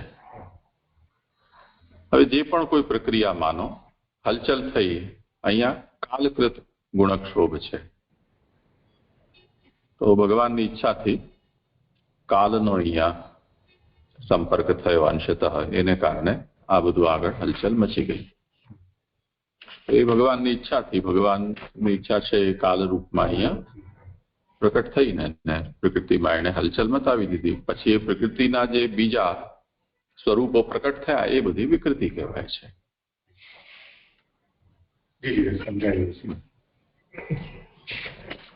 દંડવત પ્રણામ.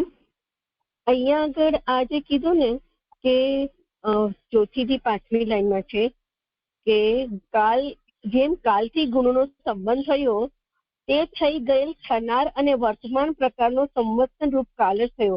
એટલે એની પહેલા કાલ કોન્સ્ટન્ટ હતો, ગુણોની સાથે સંબંધ થવાથી જ એ ત્રિકાળ એટલે ભૂત ભવિષ્ય અને વર્તમાન થયો, એવું સમજવું જે છે. દંડવત પ્રણામ જે છે. એટલે આદિકાલ અને એક સૃષ્ટિનો કાલ. તો કાલની વર્તમાનતા તો સદા સર્વદા છે, એ ભગવત ઈચ્છારૂપ કાલ છે. પણ જે વખતે પોઈન્ટ ઓફ રેફરન્સ ન હોય તો ભૂત ભવિષ્ય વર્તમાન કેવી રીતે તમે બોલી શકો? તો એ સાપેક્ષતા જે છે એ સાપેક્ષતા અહીંયા પણ બતાવવામાં આવી રહી છે કે જ્યારે કાલને કારણે ગુણોમાં વ્યતિકર થયો ત્યારે એ જ ભૂત ભવિષ્ય અને વર્તમાનાત્મક સંવત્સર રૂપ કાલ બન્યો. સૃષ્ટિ હતી જ નહીં તો સૃષ્ટિ પહેલા અને પછી શું? પણ સૃષ્ટિ થઈ તો હવે સૃષ્ટિના પહેલા, સૃષ્ટિનો કાલ, સૃષ્ટિના પછી, એ આપોઆપ ભૂત ભવિષ્ય વર્તમાન આવી ગયું. જી જી જી, ધન્યવાદ. પ્રણામ, સમજાયું. પ્રણામ જી. અહીં જે વાત આવી રહી છે એ કારણ તત્વની વાત છે, મૂળ કારણ, હજી કાર્ય કોટીની વાત નથી. તો પછી જયારે અહીંયા એવું કહ્યું ને કે જે યદ્રચ્છયાથી 21મા શ્લોકમાં કે એ પાછા સાધન કોટીમાં પ્રવેશ્યા, પણ કાલ કર્મ ને સ્વભાવ, તો પછી ત્યાં વ્યષ્ટિ રૂપ આવશે ને. સાધન કોટી કારણ કોટીમાં, એટલે કારણ કોટીમાં કેવી રીતે કાલ કર્મ સ્વભાવ? સાધન કોટીથી તો આપણે કાર્ય કોટી સમજીએ ને, એમ અહીં નિરૂપણ કારણ કોટીનું આવી રહ્યું છે ને પછી એ પાછા સાધન કોટીમાં પ્રવેશ્યા, કાલ કર્મ ને સ્વભાવ, તો એને કેવી રીતે સમજવાનું? જો કરો વિચાર શું વિષય છે. 21મા શ્લોકમાં પ્રણામ છે. મને પણ એમાં આગળ જ પ્રશ્ન છે. એમાં જે આગળ પછી કહ્યું ને કે 155 પેજ ઉપર સૌથી પહેલી લાઈન કે અને આ માયાને વશ રાખનાર છે પણ માયાની સ્થિતિ પ્રાપ્ત કરેલા નથી. એ મને એ પણ નથી સમજાયું આની સાથે. એટલે બેલાબેન એમાં એવું છે કે ભગવાન એમણે આ માયાને એમણે એ કરી છે, એટલા માટે ભગવાન માયાને વશ રાખે છે. માયાના વશમાં ભગવાન નથી, એટલે માયાની સ્થિતિ ભગવાને પ્રાપ્ત નથી કરી, પણ માયાને વશ રાખનાર એ ભગવાન છે, એવું મને સમજાય છે. ના એવું કહ્યું ને, અને આ માયાને વશ રાખનાર છે, તો આ એટલે કાલ કર્મ સ્વભાવ એટલે ભગવાન વાત થઈ રહી છે. અને આ માયાને એટલે આનાથી હું ભગવાન લઉં છું, અને એટલે અને આ ભગવાન એ માયાને વશ રાખનાર છે એવું મને સમજાયું છે. ભગવાન થી મેં લીધું છે. ગયા વખતે ત્યાં આ માયાને એટલે મેં કાલ કર્મ સ્વભાવ એવું લખેલું છે. અને આ માયા જો લઈએ આપણે ભગવાનની માયા, મતલબમાં ભગવાનની માયા, જે કઈ મોહ કરનારી માયા નહીં, પણ ભગવાનની જે સર્વભવન સામર્થ્ય રૂપ જે માયા છે એ માયા, એ માયાને વસ્ત રાખનાર કોણ છે? તો ભગવાન છે. એક માયા જે છે, અહીંયા જે માયા છે ને એ કરતા નથી, એ અર્થમાં અહીંયા સાધન એટલે બધા ભગવાને કરણ રૂપે એને યુઝ કરી છે કે માયાથી ભગવાન બનાવે, બધું બની ગયા છે, પણ બધું બ્રહ્મ એ માયાને વચ્ચે રાખીને બન્યા હોવાથી એ કાર્ય કરનારી નથી અને મોહ કરનારી પણ નથી. એટલે કાર્ય ભગવાને જે સર્વભવન સામર્થ્ય રૂપા જે માયા છે એના દ્વારા ભગવાન, એટલે જ અહીંયા સાધન રૂપા કેમ કહ્યું? કરણ રૂપા, એટલે કે એના વડે ભગવાન બધું બની ગયા છે એ અર્થમાં અહીંયા સાધન કહી રહ્યા છે. એટલે કાળ કર્મ સ્વભાવ જયારે મળ્યા ત્યારે એ સાધન કોટીમાં જ પ્રવેશ્યા, એટલે કે માયા એને ગ્રહણ કરે. કેમ? કારણ કે આગળ હવે કાર્ય કરવું છે, તો એ કાર્ય માયા દ્વારા થઈ રહ્યું છે સર્વભૌમ સામર્થ્ય રૂપાનું. પણ એ માયા મોહ કરનારી નથી, પણ ભગવાનની પોતાની છે, એટલે ભગવાનની શક્તિ રૂપા છે, અને એ ભગવાન શક્તિમાનની શક્તિ હોવાથી એ માયાને પણ ભગવાન વશ રાખનાર છે, પણ માયાની સ્થિતિ પ્રાપ્ત કરેલા નથી. એટલે જે અધીનતા છે એ માયાની છે, ભગવાનની નથી. ભગવાન માયાથી જે શંકરાચાર્ય કહી રહ્યા છે ને એના સંદર્ભમાં કહેતા હોય ને એવી રીતે મને અહીંયા જણાવ્યું હતું કે ભગવાન જે છે તે માયાની સ્થિતિ પ્રાપ્ત કરેલા નથી, જે સગુણ બ્રહ્મથી એ સમજી રહ્યા છે. એમાં મને એવી રીતે સમજાવી કહું છું. અને એવી રીતે અહીંયા અધીનતા જે છે એ માયાની છે, ભગવાનની નથી, એવું સમજાયું. આપ કઈ કહો છો એમાં વિશે? એટલે માયા સાધન છે એમ, ભગવાન માટે માયાનું ભગવાને સાધન તરીકે જ એને રાખી છે. એ કાર્ય કરનારી નથી, એ કરતા નથી. એ કરતા તો ભગવાન જ છે, એટલે માયા એનું સાધન તરીકે ભગવાને લીધું છે. કારણમાં ભગવાનની શક્તિઓ છે, પણ કાર્યમાં માયા કાર્યમાં જ આવે છે. કારણમાં તો બધી ભગવાનની શક્તિઓ જ રહેલી છે, એટલે માયા કારણમાં નથી જતી, કાર્યમાં આવે છે, એવું હું સમજી તો બરાબર છે. એટલે મને પ્રશ્ન થયેલો. આપણે સર્વનિર્ણયમાં એ વિષયને જોઈ ચૂક્યા છીએ કે તત્વોની સંખ્યા તો જે અહીંયા ગણાવવામાં આવી છે તે જ છે. એટલે યા તો તમે સ્વરૂપ કોટી તરીકે સ્વીકારો,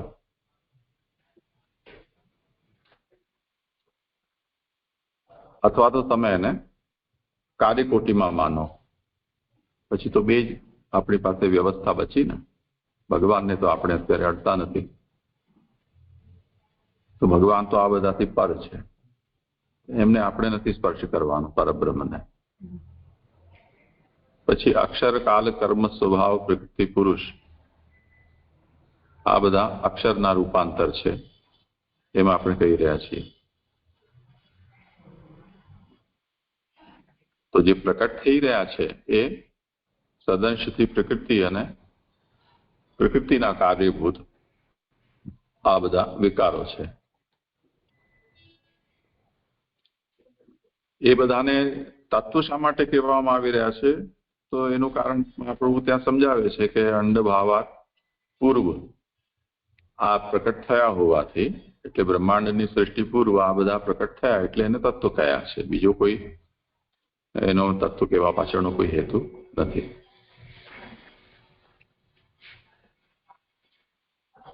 એ તત્વો પિંડીભૂત થયા ત્યાં સુધીનું વર્ણન અહીંયા કરવામાં આવ્યું છે. પછી સર્વનિર્ણયમાં જ આ વિષયની વિવેચના પણ આપણે કરી છે કે ભાઈ ચલો 28 છે, તો પછી બાકીના આ બધાનું શું થશે? કાલ, કર્મ, સ્વભાવ, પ્રકૃતિ, માયા, ઓર પણ ઘણી બધી વસ્તુઓ છે એનું. તો એને કોઈ પણ રીતે તત્વરીતના સ્વરૂપમાં આચાર્ય ચરણો નથી માની રહ્યા. એના બે કારણો છે. એક તો અહીંયા તત્વોની સંખ્યા નિશ્ચિત થયેલી છે, તે કારણે એ સંખ્યાનું અતિક્રમણ થઈ ન શકે. હવે માનવામાં 25 ની 28 ની જગ્યાએ 35 પણ માની લો, એમાંથી શું ફરક પડે છે? 25 માન્યા છે તો બીજા 5-10 માની લો, પણ જે અહીંયા સંખ્યા નિર્ધારિત થયેલી છે એ સંખ્યાનું અતિક્રમણ ન થવું જોઈએ. એક એ હેતુ છે. અને બીજી વસ્તુ એ છે કે જેનું કાર્યના પ્રાકટ્યમાં અસાધારણ યોગદાન નથી, સાધારણતયા સર્વ પ્રતિ સમાન રૂપથી જે કારણ થઈ રહ્યા છે, તો પછી અનનેસેસરી એને એ કક્ષામાં અલગ ગણવાની આવશ્યકતા શું છે? તો એમ કરી અને ત્યાં એનો ખુલાસો કર્યો કે ભાઈ એમને તમે 29 કે 30 કારણ તત્વ તરીકે તમે ન સ્વીકારો. સિદ્ધાંત તો આ વાત સમજવાની છે. અહીંયા જે મૂંઝવણ આવી રહી છે એ શું છે?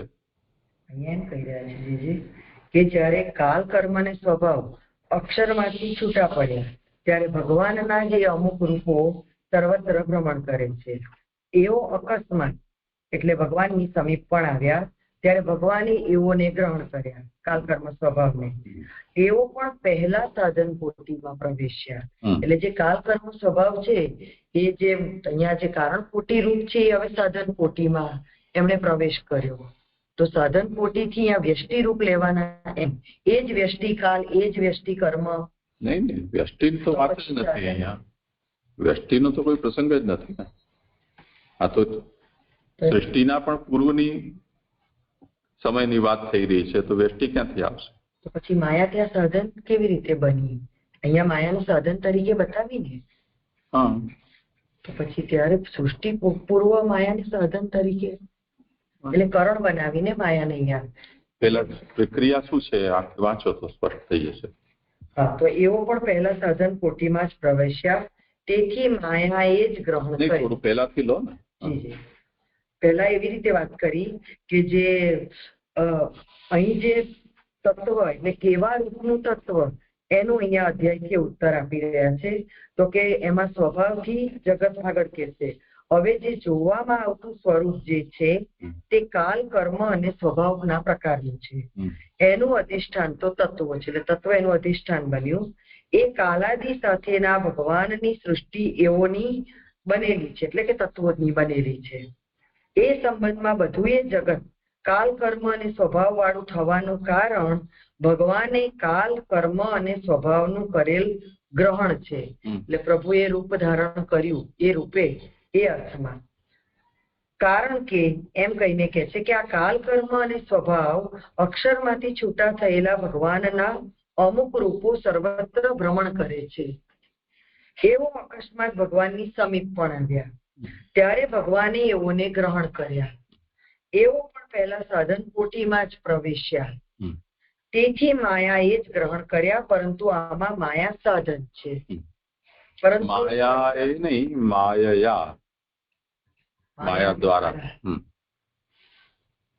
ઠીક છે, એને પણ માયા એ કરે એમ કહી શકાય, પણ પરંતુ એ કાર્ય કરનારી નથી, એટલે કર્ત્રી નથી એમ. કારણ છે. હા, પછી એ મોહ કરનારી પણ નથી. અને એ ભગવાનની પોતાની આત્મા સ્વયા માયા છે, સ્વયા. તો આ રીતે માયાને ભગવાન અને આ જે માયા દ્વારા જેમણે કાલકર્મ સ્વભાવને ગ્રહણ કર્યા છે એ માયાના ભગવાન નિયામક છે, નહીં કે માયાના ભાવને પ્રાપ્ત થયેલા માયાધીન. આગળ એ વાત આજ્ઞા કરી રહ્યા છે. અને આ માયાને વશ રાખનાર છે, પણ માયાની સ્થિતિ પ્રાપ્ત કરેલા નથી. આ સૃષ્ટિમાં જીવોનું બંધન કરવામાં અને ઉત્પત્તિ, સ્થિતિ અને પ્રલયમાં ગુણોનો ઉપયોગ છે, પરંતુ પોતે ભગવાન જુદા જુદા રૂપવાળા થવામાં ઉપયોગ નથી. તો એટલે આ માયાનો જે ઉપયોગ છે તે સૃષ્ટિમાં જ છે ને, એ જ વાત કરી ને અહીંયા. પરંતુ એ ભગવાન જયારે જુદા જુદા રૂપ ધારણ કરે છે, જેમ કાલ કર્મ સ્વભાવ, ત્યારે એ ગુણોનો ઉપયોગ નથી. તેથી જ ભગવાને હું જુદા જુદા રૂપ વાળો થાવ એમ ઉત્તમ પ્રકારે ઘણા થવાની ઈચ્છા વાળા ભગવાને એવોને ગ્રહણ કર્યા.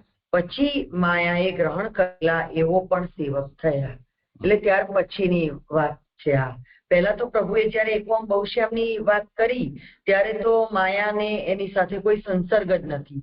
ત્યાર પછી ભગવાને જયારે એ રૂપ ગ્રહણ કર્યા પછી માયાએ એને ગ્રહણ કર્યા ત્યારે એ સાધન કોટીમાં આવ્યા. એ રીતે સમજ. એ તો મૂળની વ્યાખ્યા છે ને. મૂળમાં કહ્યું છે કે માયેશો સ્વયા માયયા.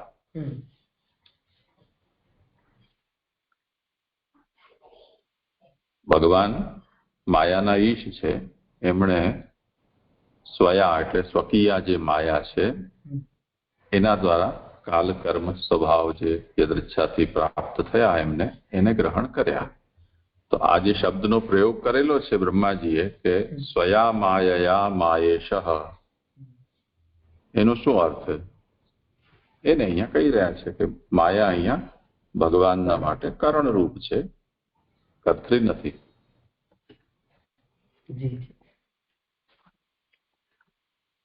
સ્વામી જે અહીંયા 12મા શ્લોકમાં જે વાત આવી ને ત્યાં માયાની વાત આવી તો ત્યાં વ્યામોહન કરનારી માયા આવી.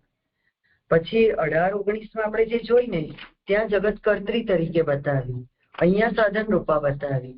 અને હવે જે છેલ્લે જે આપણે વાત કરી ને કે એકોમ બહુશ્યામ ત્યારે એમની સર્વભવન સામર્થ્ય, એટલે એ જ માયા એમણે જે આ ગ્રહણ કર્યું 3 રૂપોને, એ આ રીતે 3 રૂપે માયા એને ગ્રહણ કરી રહી છે ભગવાનના એ જ રૂપોને. એ રીતે સમજવાનું ને. તો જુદી જુદી હોઈ શકે ને, એમાં આવશ્યકતા શું છે? એટલે કાર્યથી જ આ રીતે સમજાવી, પણ અહીંયા કરણ રૂપા આ પણ અહીં બહુ ભવન સામર્થ્ય નહીં, એ માયા અલગ છે ને. તો ભગવાનની સ્વકીયા છે બહુ ભવન સામર્થ્ય. આ એ પેલી માયા નથી. એટલું સમજી લઈશું તો નહીં થઈ જશે. સરદાર પ્રણામ. પણ જુદા જુદા રૂપ એટલે કે વ્યામોહિકા માયા નથી. આ માયા વ્યામોહિકા માયા નથી, મોહ નથી કરતી, પણ ભગવાનની પોતાની. બરોબર. પોતાની માયા.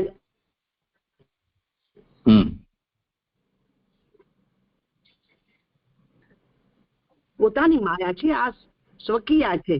તો હવે આને તો કઈ એ નથી, રૂપા જ બની રહી છે અત્યારે તો. સમષ્ટિ રૂપા છે, કારણ રૂપ છે. વ્યષ્ટિ રૂપા કેમ બને? કારણ કે બહુ સામર્થ્ય રૂપા માયા છે. એ તો વ્યામોહિકા થશે ત્યારે થશે ને કાર્યમાં. તો ચલો પ્રણામ. જરા સમજાવજો. હજી તો જીવની વાત જ નથી આવી તો વ્યામોહિકાનું કામ જ ક્યાં છે? કામ જ નથી અહીં. તો આ સર્વભવન બહુ ભવન સામર્થ્ય છે એ તો કારણમાં આવશે ને સરદાવા. એ તો ભગવાનની પોતાની છે, એ અલગ કાર્ય છે. એટલે એનો તો કોઈ સાથે અત્યારે કારણમાં છે તો કોઈ છે જ નહીં વાંધો આમાં. કારણ રૂપ એટલે માસી મને સાધન કોટીમાં જયારે પ્રવેશ્યા ને એનાથી મને સમજાયું ના. કારણ કે સાધન કોટી તો કાર્ય અવસ્થામાં જ આવે ને, એ અર્થથી મને એવું લાગ્યું કે અહીંયા વ્યષ્ટિરૂપ કાલ કર્મની સ્વભાવમાં એનો ઉપયોગ બતાવ્યો છે. પણ થયું છે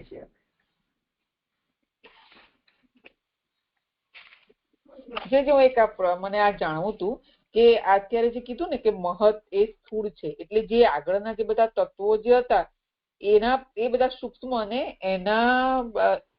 એના કરતા મહત એ સ્થૂળ છે, એવું સમજવાનું છે. તત્વોની તુલનામાં મહત સ્થૂળ છે એનું કારણ બતાવી રહ્યા છે. તત્વો સૂક્ષ્મ હતા પણ એનાથી આ સ્થૂળ પ્રકાર. બરાબર. નહીં, સ્થૂળની વાત નથી, મોટું છે બસ એ અર્થમાં. સ્થૂળ વિષય તો પછી હજી આગળ. કોઈ પ્રશ્ન મારા શ્લોક કઈ કંપન થયો છે? પ્રણામ. અચ્છા, ભલે.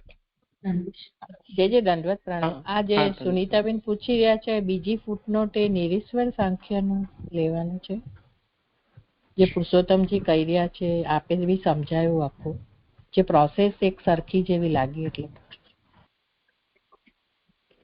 જયારે સરખી હોય તો પછી નિરીશ્વર કે ઈશ્વર એનો અહીંયા પ્રસંગ શા માટે ઉભો થવો જોઈએ? હું એમ કઉ છું, જે લેવલ ઉપર એ વાત જ નથી. જી દંડવત પ્રણામ. હા, દંડવત પ્રણામ છે. આગળ મારો ક્રમ છે.